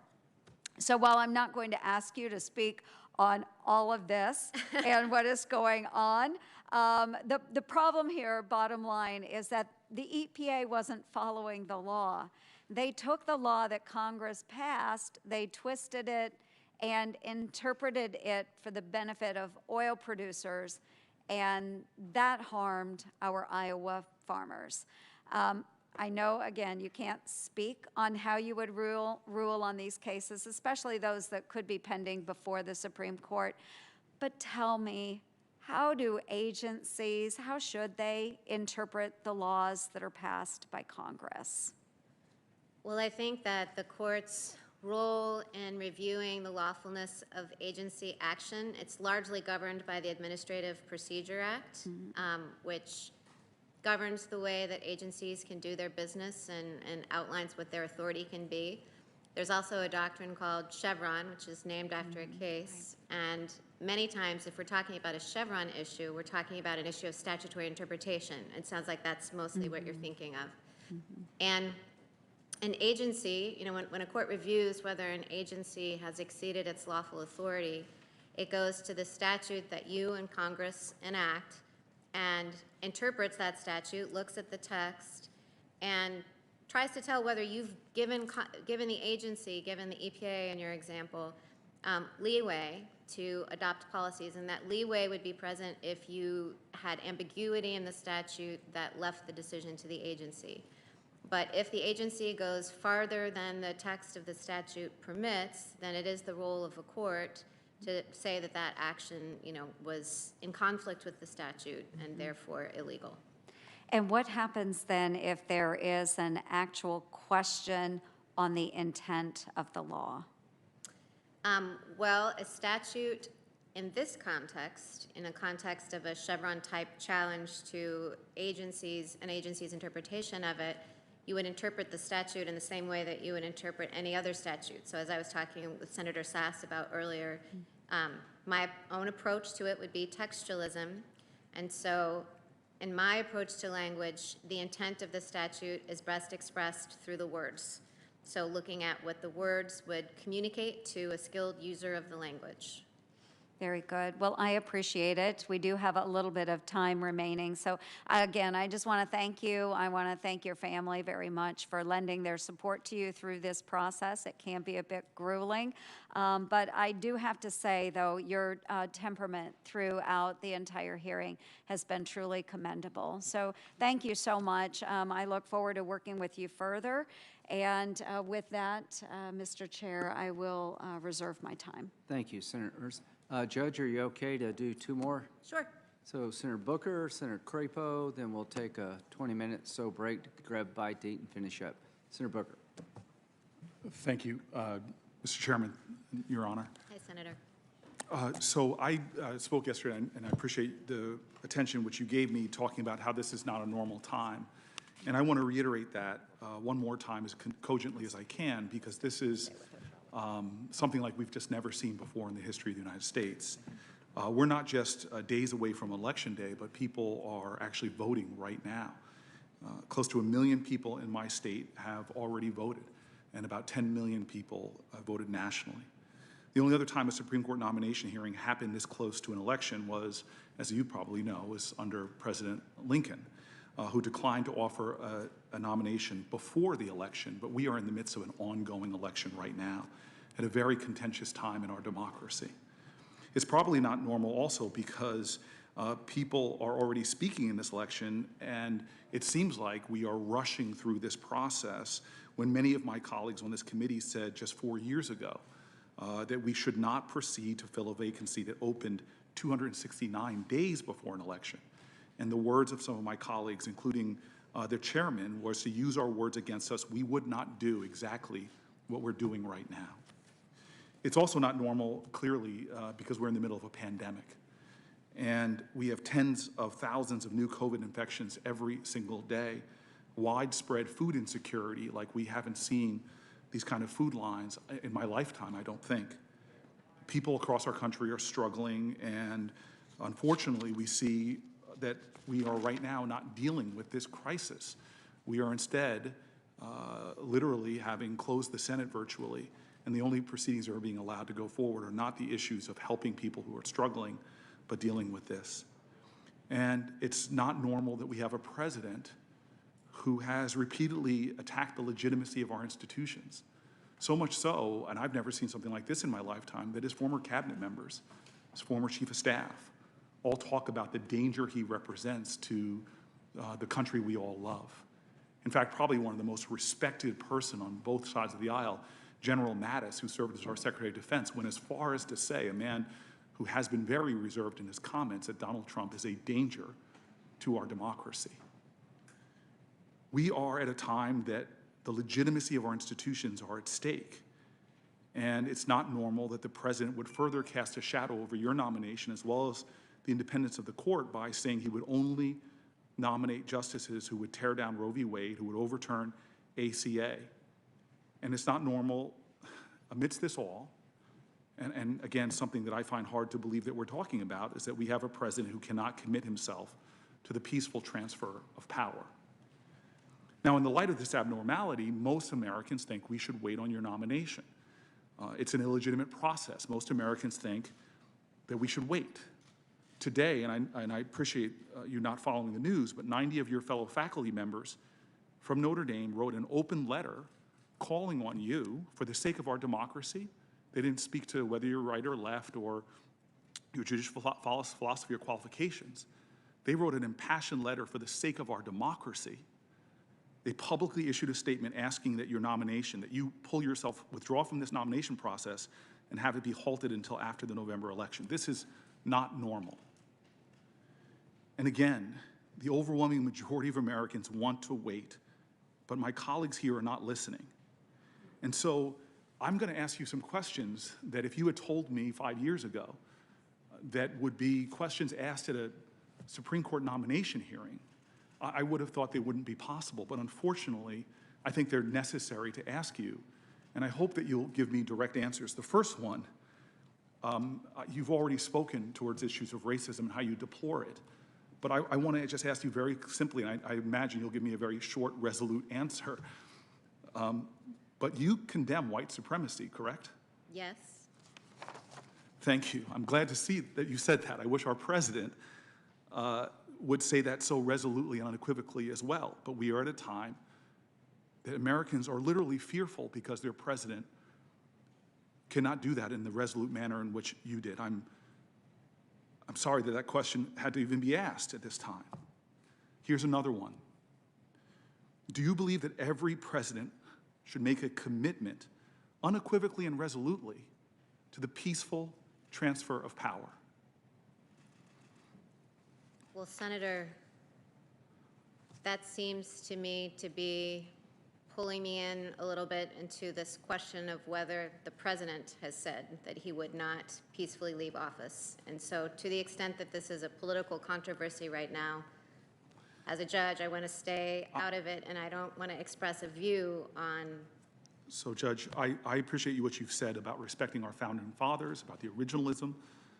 It's remarkable that we're at a place right now that this is becoming a question and a topic, but I'm asking you, in light of our founding fathers, in light of our traditions, in light that everyone who serves in that office has sworn an oath where they, quote, swear to preserve and protect and defend the Constitution of the United States, I'm just asking you, should a president commit themselves, like our founding fathers, I think, have a clear intention, like the grace that George Washington showed, to the peaceful transfer of power? Is that something that presidents should be able to do?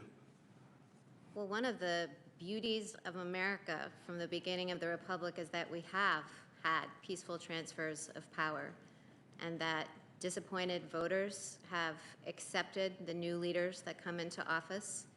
And that's not true in every country. And I think it is part of the genius of our Constitution and the good faith and goodwill of the American people that we haven't had the situations that have arisen in so many other countries where there have been, where those issues have been present. Thank you, Your Honor. Do you think that the president has the power to pardon himself for any past or future crimes he may have committed against the United States of America? Well, Senator Booker, that would be a legal question. That would be a constitutional question. And so in keeping with my obligation not to give hints, previews, or forecasts of how I would resolve the case, that's not one that I can answer. Well, I think I agree with you that it is an issue right now, something I never thought would be an issue before, but it is an issue that our president may intend to pardon himself for future crimes or past crimes. If a president is personally responsible for several $100 million in debt while he's in office, potentially to foreign entities, do you think he has a responsibility to disclose who his lenders are, especially given the emoluments clause? Well, Senator, there's litigation about the emoluments clause. I think it was in the Fourth Circuit. I don't know where it stands, but that clearly is an issue that's being litigated, and one present in courts is not one on which I can offer an opinion. Thank you. I think it's disturbing that we're having this conversation. I think it's disturbing that we have a president that has brought what should be settled in the minds of most Americans. Presidents should reveal what their debts are, especially if they're to foreign nations. Presidents should not be able to pardon themselves for future crimes. Presidents should condemn white supremacy. Presidents should commit themselves to the peaceful transfer of power. Judge Barrett, you've seen a lot of my colleagues and I put up pictures of people in this room and the stories we've told, and I've appreciated the way you've listened. It's not a stretch to understand why a lot of Americans are afraid right now. All we have to do is look at the statements and actions of my Republican colleagues, the Republican Party platform, and the president who nominated you. And even some of your own words, which have been read by my previous colleagues around the Affordable Care Act. President Trump, who nominated you for this vacancy, has not only explicitly stated that the Supreme Court should overturn the Affordable Care Act, but he promised that he would nominate a judge who would, quote, do the right thing, unlike Bush's appointee, John Roberts, on Obamacare. The president has tried to do this legislatively. He's tried to do it administratively. He's failed time and time again, but he's promised over and over again to tear down the Affordable Care Act. Meanwhile, all of my Republican colleagues on this committee, except for one, has voted to overturn the Affordable Care Act because House and Senate Republicans have tried to do it 70 times. The one Republican who did not was an attorney general who joined 20 state attorney generals who sued to overturn the Affordable Care Act.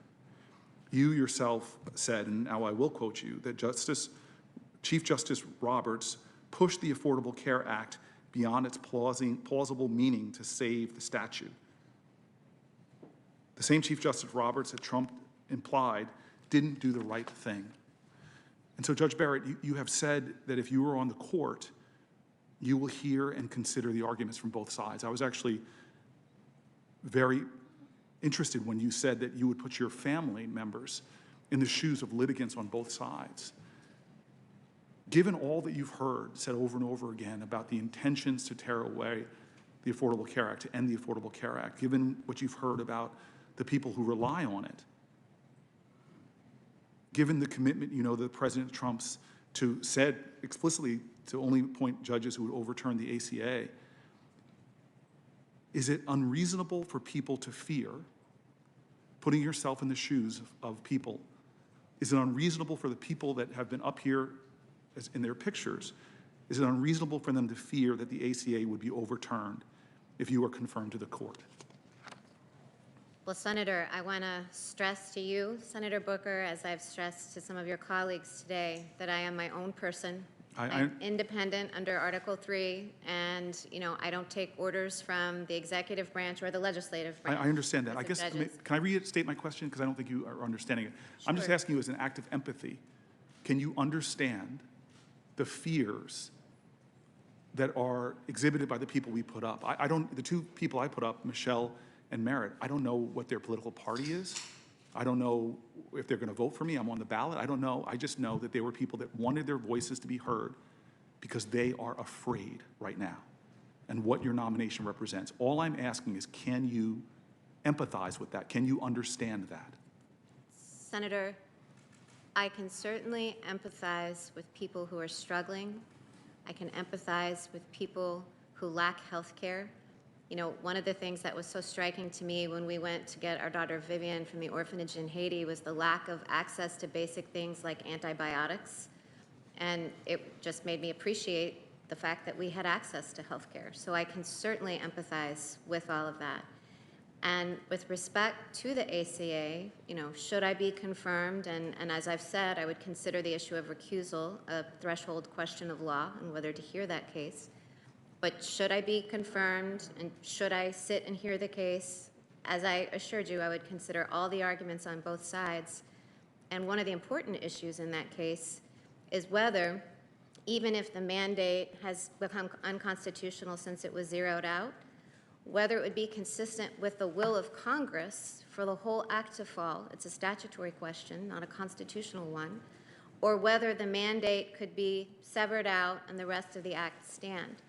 And so the task of every justice who hears this case will be to look at the structure of the statute and look at its text to determine whether it was the will of Congress when they passed the ACA. And Judge, I apologize, especially after the good behavior that was noted, that we shouldn't be talking over each other. No, that's okay, Senator. My time is running quickly. Sure. I guess I just, as a guy who looks at justices, I was just asking you to express that you understand the fear that's in America right now, because you heard story after story of people who don't know if they're going to be able to afford their health care, who don't know if they will be denied insurance coverage. And I'm going to move on because of the short time, but I was just asking you, can you understand the fear giving a president that has said that they will put justice on there that will tear down the Affordable Care Act, thus taking away health care from millions of Americans? There is fear in our country right now. But I want to move now to earlier what Senator Durbin and you discussed. They asked about your views on racism and the role of courts in addressing racial justice. I was troubled that you said that racial justice and equality, and I'll quote you, or how to tackle the issue of making it better, those things are policy questions. I think that that's the quote. How to tackle the issue of making it better, the racial injustice, those things are policy questions and not for the court. The federal government's own data, and this is, I think you and I referenced this in our private conversation, which I appreciate. You said you were familiar with a lot of the data about the discrimination within our criminal justice system. For example, the U.S. Sentencing Commission shows that prosecutors are more, this is the U.S. Sentencing Commission said that prosecutors are more likely to charge black defendants with offenses that carry harsh mandatory minimum sentences than similarly situated whites. Are you familiar with that, the U.S. Sentencing Commission? I'm not familiar with that particular. Does that surprise you? I mean, I don't know, Senator Booker, that seems an odd thing for me to express an opinion out. As you I'm not and I- asking you, these are facts. These are just facts. And as you and I am not familiar with that study, as you and I discussed, I am aware that there is evidence and that there have been studies of systemic racism or implicit bias in the justice system. So I am aware of that issue. I was not aware. You're aware of evidence that there is implicit racial bias? I am aware that there have been studies showing that implicit bias is present in many contexts, including in the criminal justice system. Okay. I'm just going to read some of these other statistics because I think they're really important, and this is independent data from the U.S. Sentencing Commission. And black defendants, again, are compared with similarly situated white defendants who are subject to 3-strike sentencing enhancement at a significant higher rate, which on average added 10 years to sentences. You're not familiar with that study? I'm not familiar with that study. Do such cases come before the Seventh Circuit? The 3 strikes cases? Yes. Are you talking about the 3 strikes, the Prison Litigation Reform Act cases where they're struck out, or are you talking about? I'm asking cases in the criminal justice system that relate to racial bias. Do they come before the court? So certainly we have discrimination cases. Certainly there are 1983 cases or Title VII cases. I would imagine so. And in your research for those cases, you familiarize yourself with a lot of the data on the discrimination within the system? That, we familiarize ourselves with the arguments the parties make and the information that they put in the record. And in some cases, I have had parties submit, or it's submitted in the district court technically and then made part of the record. And so I just want to be clear. Do you believe that there is, in fact, implicit racial bias in the criminal justice system? Well, Which is just a yes or no question. Do you believe, in fact, that there is implicit racial bias in the criminal justice system? Senator, it would be hard to imagine a system, a criminal justice system as big as ours, not having any implicit bias in it. So is that a yes? Senator, yes, I think that in our large criminal justice system, it would be inconceivable that there wasn't some implicit bias. Okay.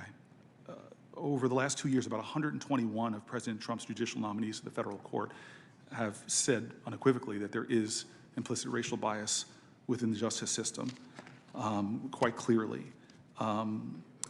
I'd like to turn to an opinion you wrote last year about race discrimination, Smith versus Illinois Department of Transportation. The case involved an African-American traffic patrol officer who had been fired from the Illinois Department of Transportation. This employee claimed that he had been subjected to hostile work environment and that the supervisor called him the N-word. But you ruled that the employee had failed to make the case that he had been fired in retaliation for his complaints about race discrimination. And now you acknowledged that, quote, and I'm going to quote you now, the N-word is an egregious racial epithet, but you went on to insist that the employee couldn't, quote, win simply by proving that the N-word was uttered at them, and that he failed to show that his supervisor's use of the N-word against him, quote, altered the conditions of his employment and created a hostile or abusive working environment. And you said that even based on his own subjective experience, this black employee had, quote, no evidence that his supervisors were lashing out at him because he was black. I'm very surprised to have to make this point at all, but even a staunch conservative like Justice Kavanaugh, in my questioning of him, spoke to the obvious harm here in a way that you don't seem to. He wrote in a Court of Appeals case that, quote, being called the N-word by a supervisor suffices by itself to establish a racially hostile work environment. And you disagreed with that. Why do you believe that the law recognizes the harm that is inflicted on a black person in this country when they are called that word by their work supervisor, or by anyone really for that matter, and all the history dredged up in that word, centuries of harm? Why do you believe differently than Justice Kavanaugh? Well, Senator Booker, that opinion does not take a position different than Justice Kavanaugh. It expressly and was written very carefully to leave open the possibility that one use of that word would be sufficient to make out a hostile work environment claim. The problem was that in that case, the evidence that the plaintiff had relied on to establish the hostile work environment involved other, he was driving the wrong way down a ramp and then expletives were used, not the N-word. And the N-word was used after his termination had already begun. And he didn't argue under clear Supreme Court precedent I didn't make up the objective-subjective element. Under clear Supreme Court precedent, both are required, and he didn't say that it altered the terms of, that's not how he pled or made his case, and it was a unanimous panel decision. And forgive me if I'm reading this case wrong, but you're saying to me he was not claiming that he had a hostile work environment, and that it is in the fact pattern that this supervisor called him the N-word, and that does not constitute a hostile work environment in the way that Justice Kavanaugh said clearly that it does? No, Senator, I think you're mischaracterizing what I said, with all respect. In that opinion, the evidence that he introduced to show the hostile work environment was the use of expletives when he drove the wrong way down. He was hired to be a safety driver for the Illinois Department of Transportation, and he based his hostile work environment claim on the use of expletives at him based on poor work performance. That was what he relied upon, and then his termination proceedings had begun. He didn't tie the use of the N-word into the evidence that he introduced for his hostile work environment claim. And so as a panel, we were constrained to decide based on the case the plaintiff had presented before us. So the panel very carefully wrote the opinion to make clear that it was possible for one use of the N-word to be enough to establish a hostile work environment claim if it were pled that way. I'm going to turn to the AutoZone case you discussed earlier with Senator Feinstein. The initial panel of 3 judges that examined the case ruled against Kevin Stuckey. You were not a part of that initial panel, but you did have an opportunity to vote on whether to hear the case before the entire court. You had an opportunity to affirm the bedrock principle enshrined in Brown versus Board of Education about separate but equal, really to say that separate is inherently unequal. But you voted no. You didn't think the full court needed to examine this deliberate segregation of employees by race. But the judges on the court disagreed with you. In fact, 3 judges explained, we know that, quote, deliberate racial segregation by its very nature has an adverse effect on the people subjected to it. On one of the essential teachings of Brown versus Board of Education, which I know you're familiar with, is that idea of separate being inherently unequal. Why did you think that these separate but equal facilities were lawful, or why didn't you see this as a practice that was worthy of closer scrutiny? Senator, as I said earlier to Senator Feinstein, I did not make a merits decision on that case, and I wasn't on the initial panel. The calculation of whether to take a case en banc is different than a merits determination. So I wasn't reaching any decision about whether Title VII applied to that situation or not. Federal Rule of Appellate Procedure, I think it's 35 that governs en banc proceedings, sets out standards, and this case didn't create an intra-circuit conflict or an inter-circuit conflict. And so I didn't think it met Federal Rule of, all my vote means is that I didn't feel like it satisfied the elevated high standard for en banc review, not that I thought it was correct. There's a lot of deference to panels in my court. Right, but I mean, 3 judges disagreed with you, and these were judges appointed by Republican and Democrat presidents. They saw the case about separate and equal really compelling. They thought the issue deserved closer scrutiny, and you had an opportunity to join them, but you didn't. You referred earlier to the problem of implicit racial bias in our system, this idea that despite the color of our skin, people can get a hearing, people can get justice. And this denial seems to me that you disagree with the prioritization, at least, of your 3 colleagues. Senator, 8 of my colleagues chose not to take the case en banc, and the en banc process is a different one than the merits decision-making process. To decide that case on the merits and know whether I would come out the same way, I would have had to participate in it and read the briefs and hear the arguments. And so the 3 justices were wrong, then you disagree with your colleagues? The 3 judges who dissented, my 3 colleagues whom I respect very much, thought that it met the standard for en banc review. That's a different question than the merits, and so I did disagree with them about whether to take it en banc. So I was within the group of 8 colleagues that decided that maybe that would be an issue we could take up in the future, but not to disturb the panel decision then. But that's not a merits determination. Thank you, Your Honor. Thank you. Moving quickly, Judge Barrett, 5 years ago, the Supreme Court ruled that the Constitution protects the rights of same-sex couples to marry. This was a Obergefell case, which has been discussed today. The court declared the Constitution grants LGBTQ Americans equal dignity in the eyes of the law. Hundreds of thousands of couples have built their lives on this decision. I've married some of them myself. On that day 5 years ago, the court fulfilled really that ideal of equal justice under law. And yet now the same-sex marriage is legal. We've seen efforts to try to undermine that decision. Justice Ginsburg wrote about legal rules that would, quote, create two kinds of marriage, full marriage and skim milk marriage. I firmly believe that our laws shouldn't allow discrimination against people on the basis of who they are. I have a number of questions on this topic if I can get through them, but I wanted to offer you a further opportunity to address the issue that I don't think you got to fully address that my colleague brought up. When you did use the term sexual preference earlier today, rather than sexual orientation, is there a difference and what is it? Senator, I really, in using that word, did not mean to imply that I think that, that it's not a matter of, that it's not an immutable characteristic or that it's solely a matter of preference. I honestly did not mean any offense or to make any statement by that. But by what you just said, you understand about that immutable characteristic. In other words, that one's sexuality is not a preference, it is who they are. Is that what you're saying? Senator, I'm saying I was not trying to make any comment on it. I fully respect all the rights of the LGBT community. Obergefell is an important precedent of the court. I reject any kind of discrimination on any sort of basis. So you say Obergefell is the decision.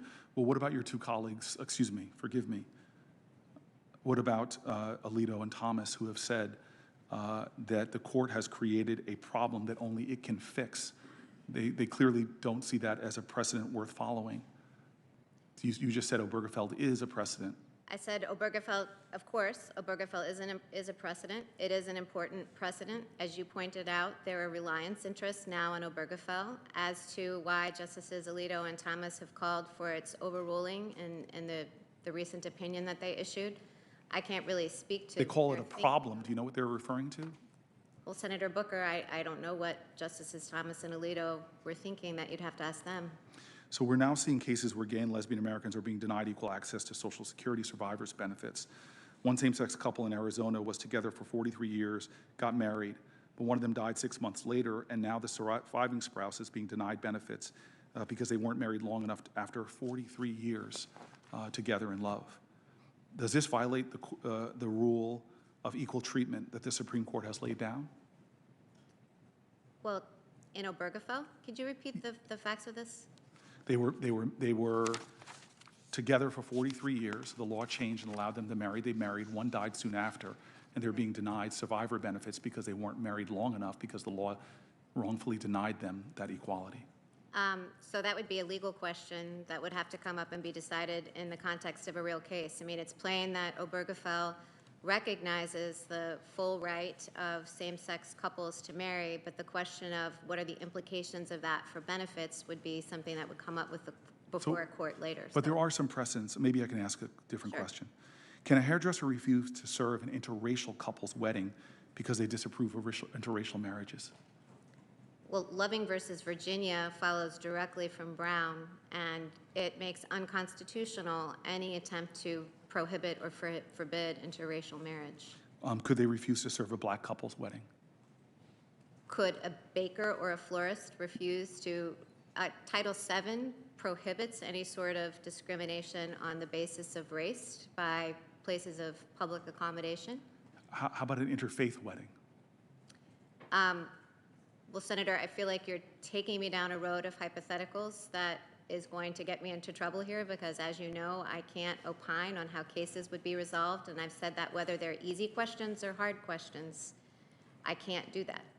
So I'm not the lawyer that you are, but you seem to honor the precedents that are enough to protect discrimination against African Americans, interracial couples, but you stop on saying that unequivocally about people stopping on religious discrimination or against a Muslim couple's wedding or an interfaith wedding? Well, Senator, I think, what Title VII says, as I'm sure you know, is Title VII prohibits discrimination on the basis of race, on the basis of sex. All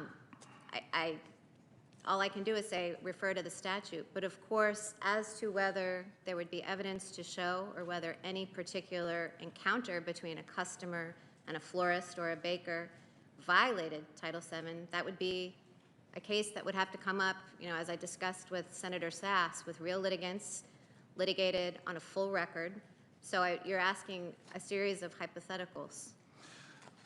And so I'm assuming that you will not respond, or for the same reasons you've uttered before, you will not respond about whether a florist can refuse to serve a same-sex couple.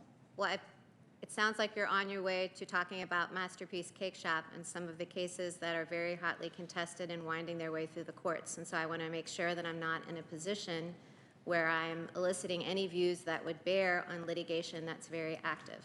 Well, and I guess you maybe can understand if we go back to the question that both I and Senator Hirono asked you about what you said you didn't mean to offend about whether it's a choice or not. These are about, are they immutable characteristics of an individual, like their race?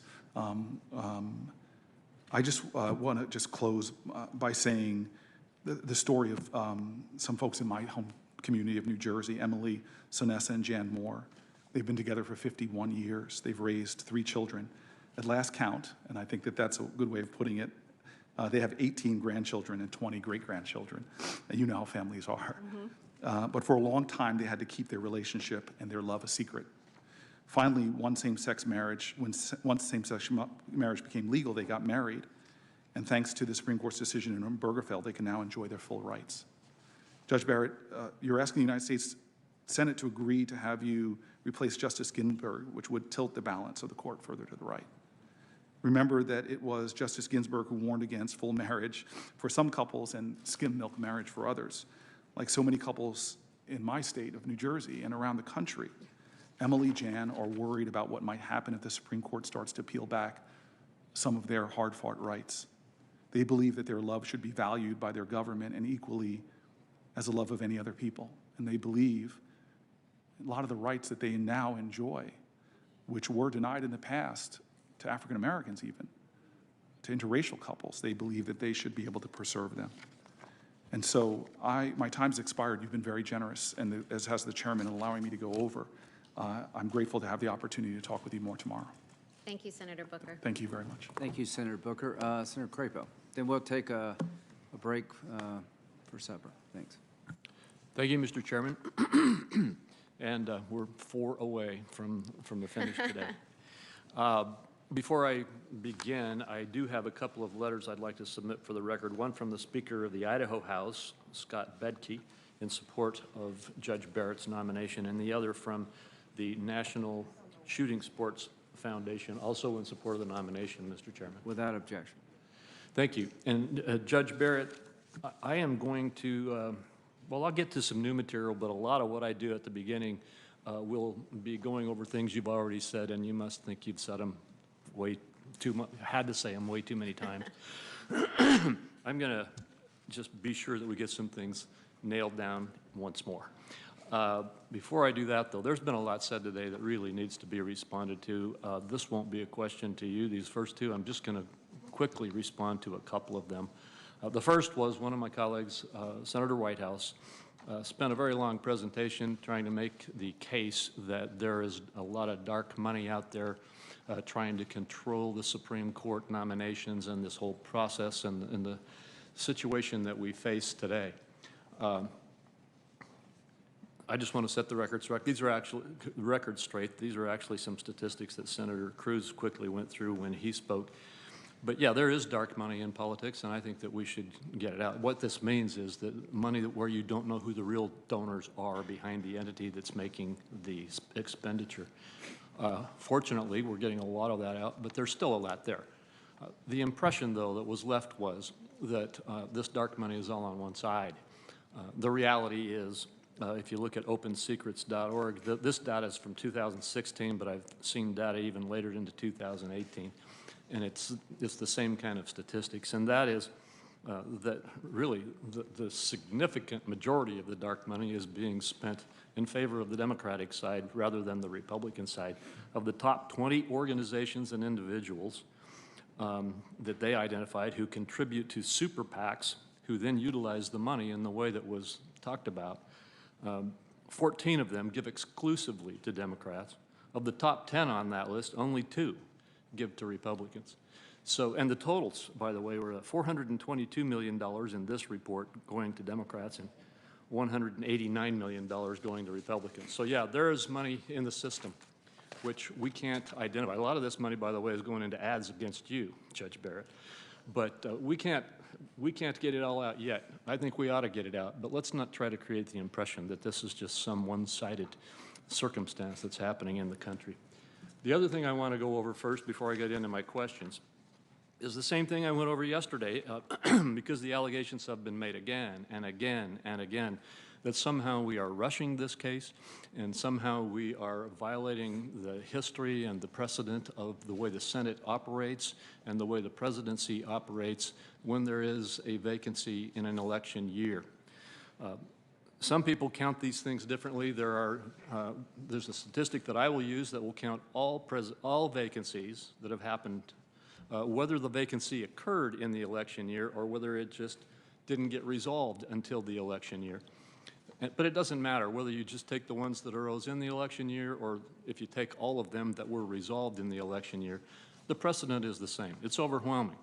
In every single case, the sitting president made a nomination. Every case. In those cases in which the Senate was of the same party as the president, I'm going to use the one for all of the nominations that actually were dealt with in an election year. There were 29. 19 of them were when the party was the same as the president.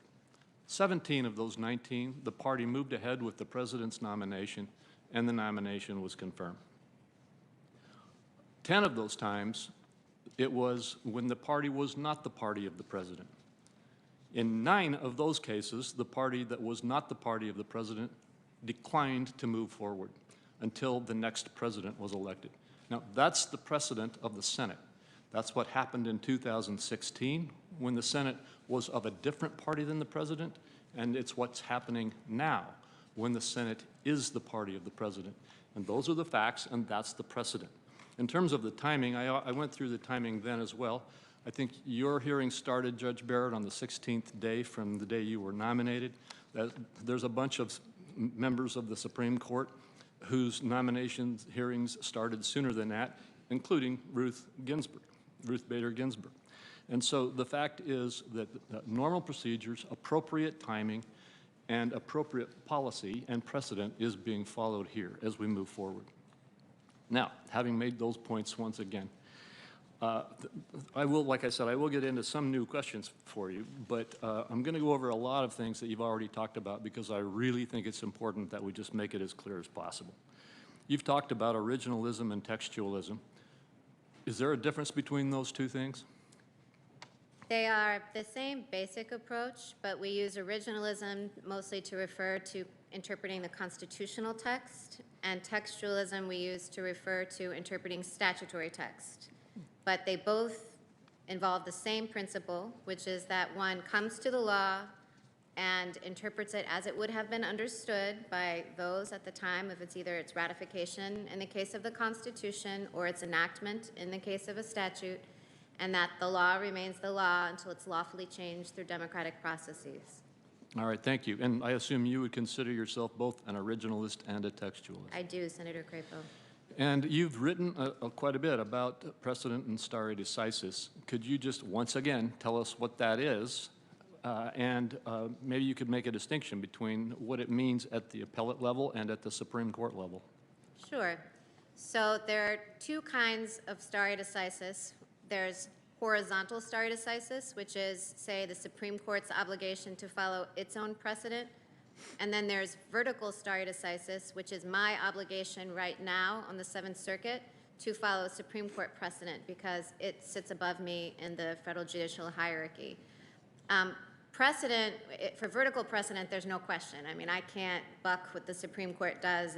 It sets the precedent and all lower courts must follow it. Right. For horizontal precedent, for example, on my own court right now on the Seventh Circuit, the court that renders a precedent does have the ability to reconsider it under certain circumstances. Otherwise, errors don't get fixed, and Plessy versus Ferguson would still be the law of the land. So, and you will, I'm sure, tell me, what are the rules there when you do horizontal reevaluation? Sure. So when a court decides whether or not to overrule a precedent, it considers, first of all, is it wrong, and how egregiously wrong is it? You know, that we can see in the Brown versus Board of Education decision how that factor played. You also consider reliance interests because, as I said before, stare decisis is short for stand by the thing decided and don't disturb the calm. So courts don't recklessly get in the business of just stirring up, you know, disrupting people's lives, you know, unless it's the other factors counsel in favor of doing it.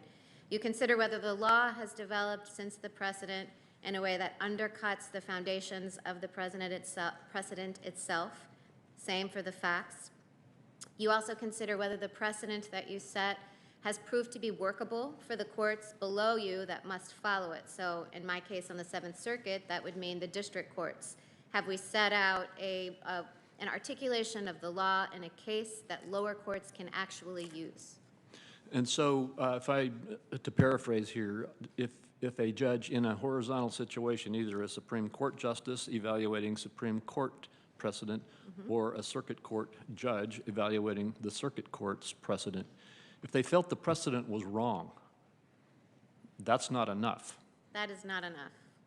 And you have to have then the reliance and the other factors all falling into the right circumstance before a decision to actually overrule or overturn a precedent is made. That's true, and this might be a good time, Senator Crapo, for me to make one other point about horizontal stare decisis doctrine. Earlier, and I can't remember which interchange it was, someone was pointing out, you know, that I said stare decisis should have weaker effect in constitutional cases. That's actually what the Supreme Court has said. That's a well-established principle of stare decisis doctrine itself. The court has said that it gives super strong effect to precedent in statutory cases because you all can always step in and fix any errors of statutory interpretation the court might make. But the court itself has expressly said that it gives weaker stare decisis effect in constitutional cases because the only way to remedy an error is by constitutional amendment. So I just want to be clear that that is simply a restatement of the court's own doctrine. That wasn't something I invented. All right, I appreciate that. And you also mentioned earlier that there are some, I think you said 6 super precedents? Let's see, I can't remember how many are on the list, but as I said, it's in constitutional law scholarship. There are some precedents that scholars have identified as utterly beyond question that no serious person ever calls for their overruling. Could you, I think Brown versus Board of Education would be one of those? Marbury versus Madison, which establishes the power of judicial review.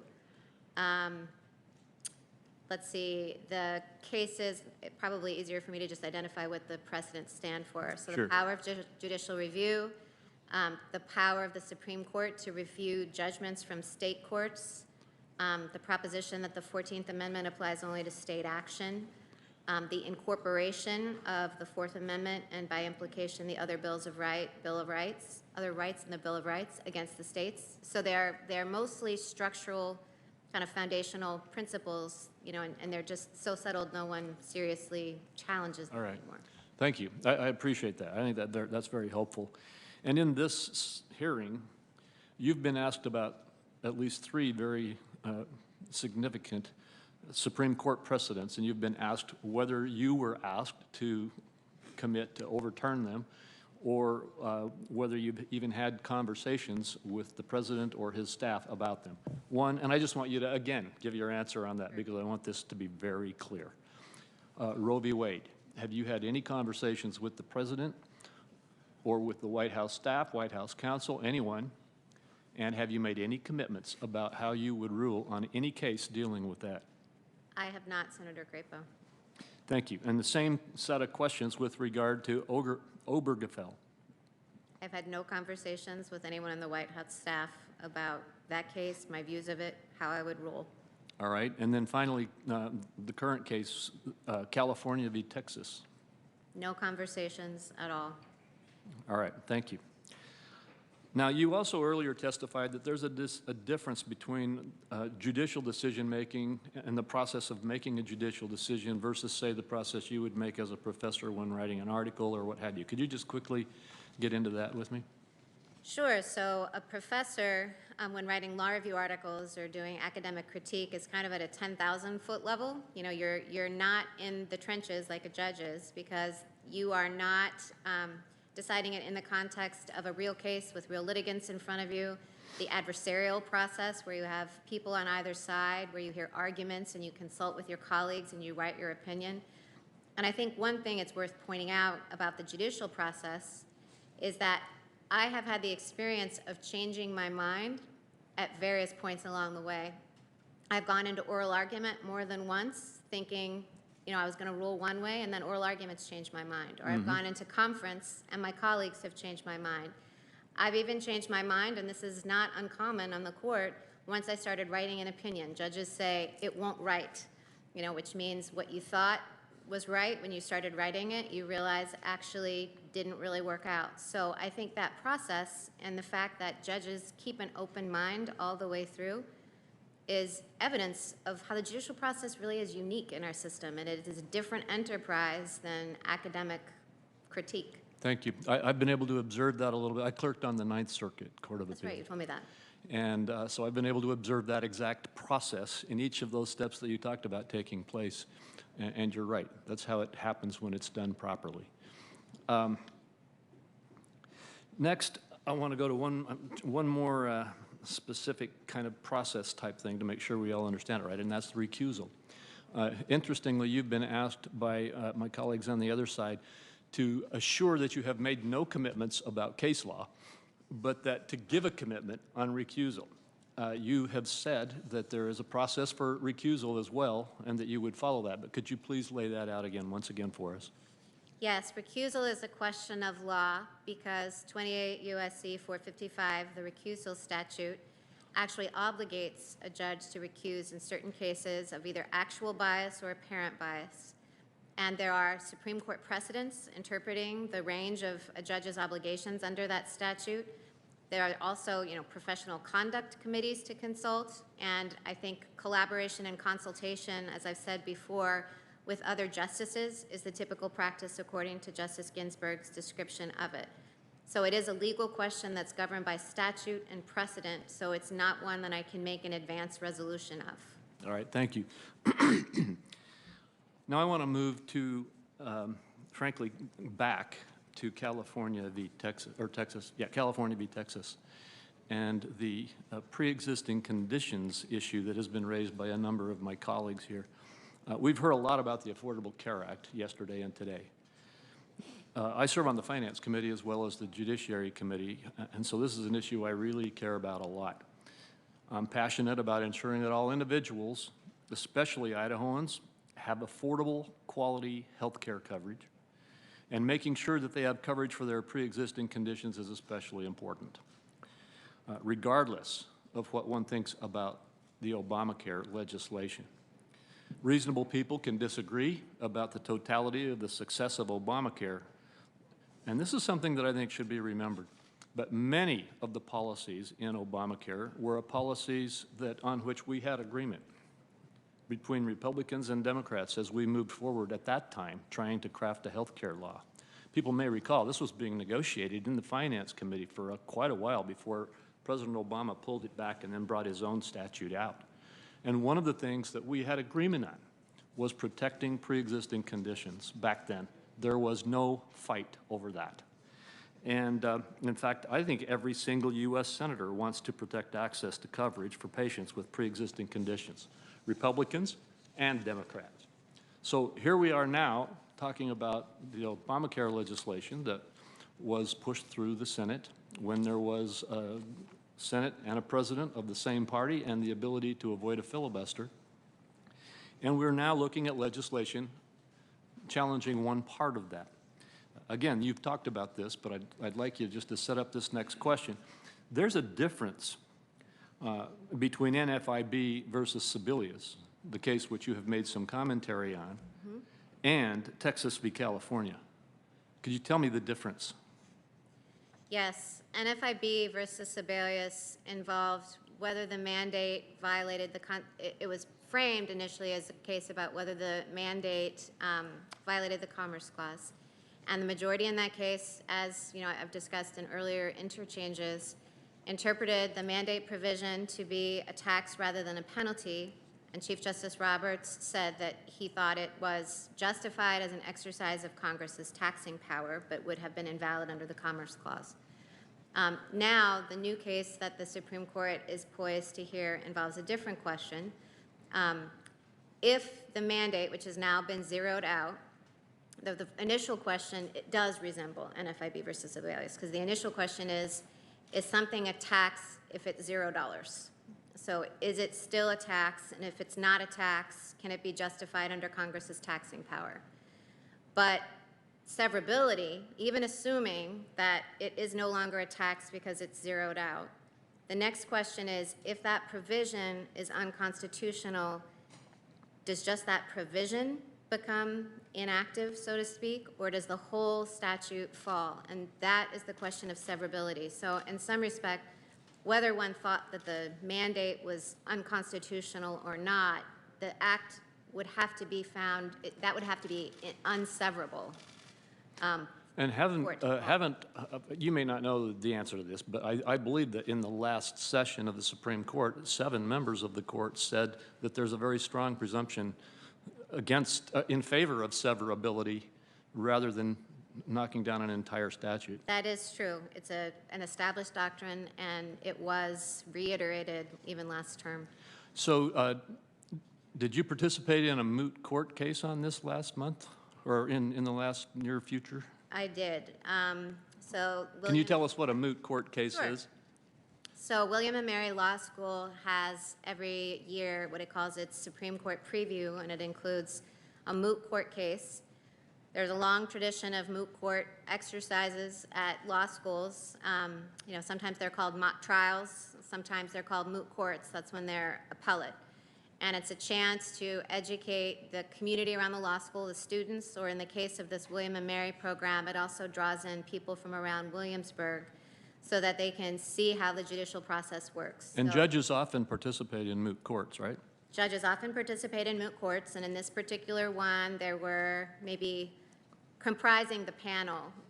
You know, the conference involved several other events, but this moot court involved a panel. It was supposed to be a mock argument for this case, and there were about 4 judges, a couple law professors, and some journalists who were on the panel with advocates fleshing out the case, so that we did it by Zoom because of the pandemic, but so that students could see how the process might look. And so what did the moot court decide? Well, I do want to preface this, Senator Crapo, by saying it was an educational exercise. I understand. So it was made very clear to the audience, both at the outset and then in the deliberation room and then outside, that it was not designed to reflect the actual views of any of the participants, and nor could it, because, you know, this was show up, you're not reading the briefs, diving deep down, and, you know, a lot of times people change their votes in the deliberation room just for the sake of mixing it up and making it interesting. I understand, and I appreciate you making that clear. I just want to make clear the context. The vote was in the panel, the majority said that the mandate was now a penalty and was unconstitutional but severable. I think there was also a group in a minority who said there was no standing. To be honest, now I can't remember. Maybe there was, I could be wrong about this, and I feel like there was maybe another minority that said it wasn't unconstitutional. And how did you vote? Remember that. I voted to say that it was unconstitutional but severable. All right, so you voted in favor. The one clue we might have as to your thoughts on the issue, even though this was just an exercise and you didn't have the whole case presented, and I understand that, but I'll just say to the viewers, the one clue we have is your ruling in this moot court case. And I think that's kind of an answer, frankly, to a lot of those who are raising this specter that you're going to try to take the whole Affordable Care Act away from everyone because of this very narrow case that is in front of the Supreme Court. Although I do want to be very clear, Senator Crapo, for the record, that it wasn't designed to reflect my actual view. So to the extent that people think I might have been signaling to the president or anyone else what my views on the Affordable Care Act are, you know, they couldn't have taken any signal from that. I understand. But I wasn't trying to signal anything because it was a mock exercise. It was a mock case. It was a moot court. I understand that very much. Let me just go into a couple of other issues here. In fact, I can hit them very fast. Senator Ernst mentioned the Orchard Hill versus Army Corps of Engineers case on the waters of the United States. That is a big deal in Idaho and frankly in most of the western United States, in fact, most of the entire United States. And I appreciated your ruling, and I'm just going to tell you, I'm not going to ask you a question about it. I appreciated your ruling. I am going to ask you a question about the Chevron doctrine. And this is one of those you may not be able to respond to, but what would you tell me what the Chevron doctrine is? Sure. So I got into this a little bit with Senator Ernst. The Chevron doctrine is the doctrine that when a statute is clear, then that's end of case. But if Congress passes a statute that's giving an agency authority, or that's describing the boundaries of an agency's authority, and there's ambiguity in that statute, then the court will treat that ambiguity as a delegation to the statute, a delegation to the agency to fill in the details. Yeah, and I'll just tell you, I disagree with that doctrine. I think that the courts ought to have the ability to interpret the statute, and if it's ambiguous, they should interpret it as best they can, and that the interpreter in our system should not be the agency that is enforcing the statute. I think the courts should oversee this. Now, that's just my opinion. So the question that you probably can't answer is, what's your opinion? You're right, I can't answer, Senator Craven. Okay. Well, thank you very much. I just had another couple of quick questions. I was going to go into the Heller case. Well, I will ask you. Tell me, what do you believe the basic ruling of Heller is? The basic ruling of Heller is that the Second Amendment protects an individual right to bear arms for self-defense. So if I were to characterize it as the Heller case reaffirmed that the right to bear arms is one of the rights guaranteed in the Bill of Rights to individuals. That is what Heller held. That's what Heller held. Okay. You know, I do have a number of additional questions which were just kind of softballs. But I like softballs. I'm fine with that. maybe you deserve softballs right now, but I think instead I'll give you the break. And you can I like have that too, you Senator can have the Craven. last 5 minutes of my time, or you'll get done 5 minutes sooner. Thank you very much for being willing to do this. You are an outstanding nominee, and I'm very glad to be able to support you. Thank you, Senator Crapo. Thank you, Senator Crapo. With that goodwill in mind, we'll break and we'll come back, say 6:50. It'll give us about 30 minutes to grab a bite, and we'll start with Senator Harris when we get back.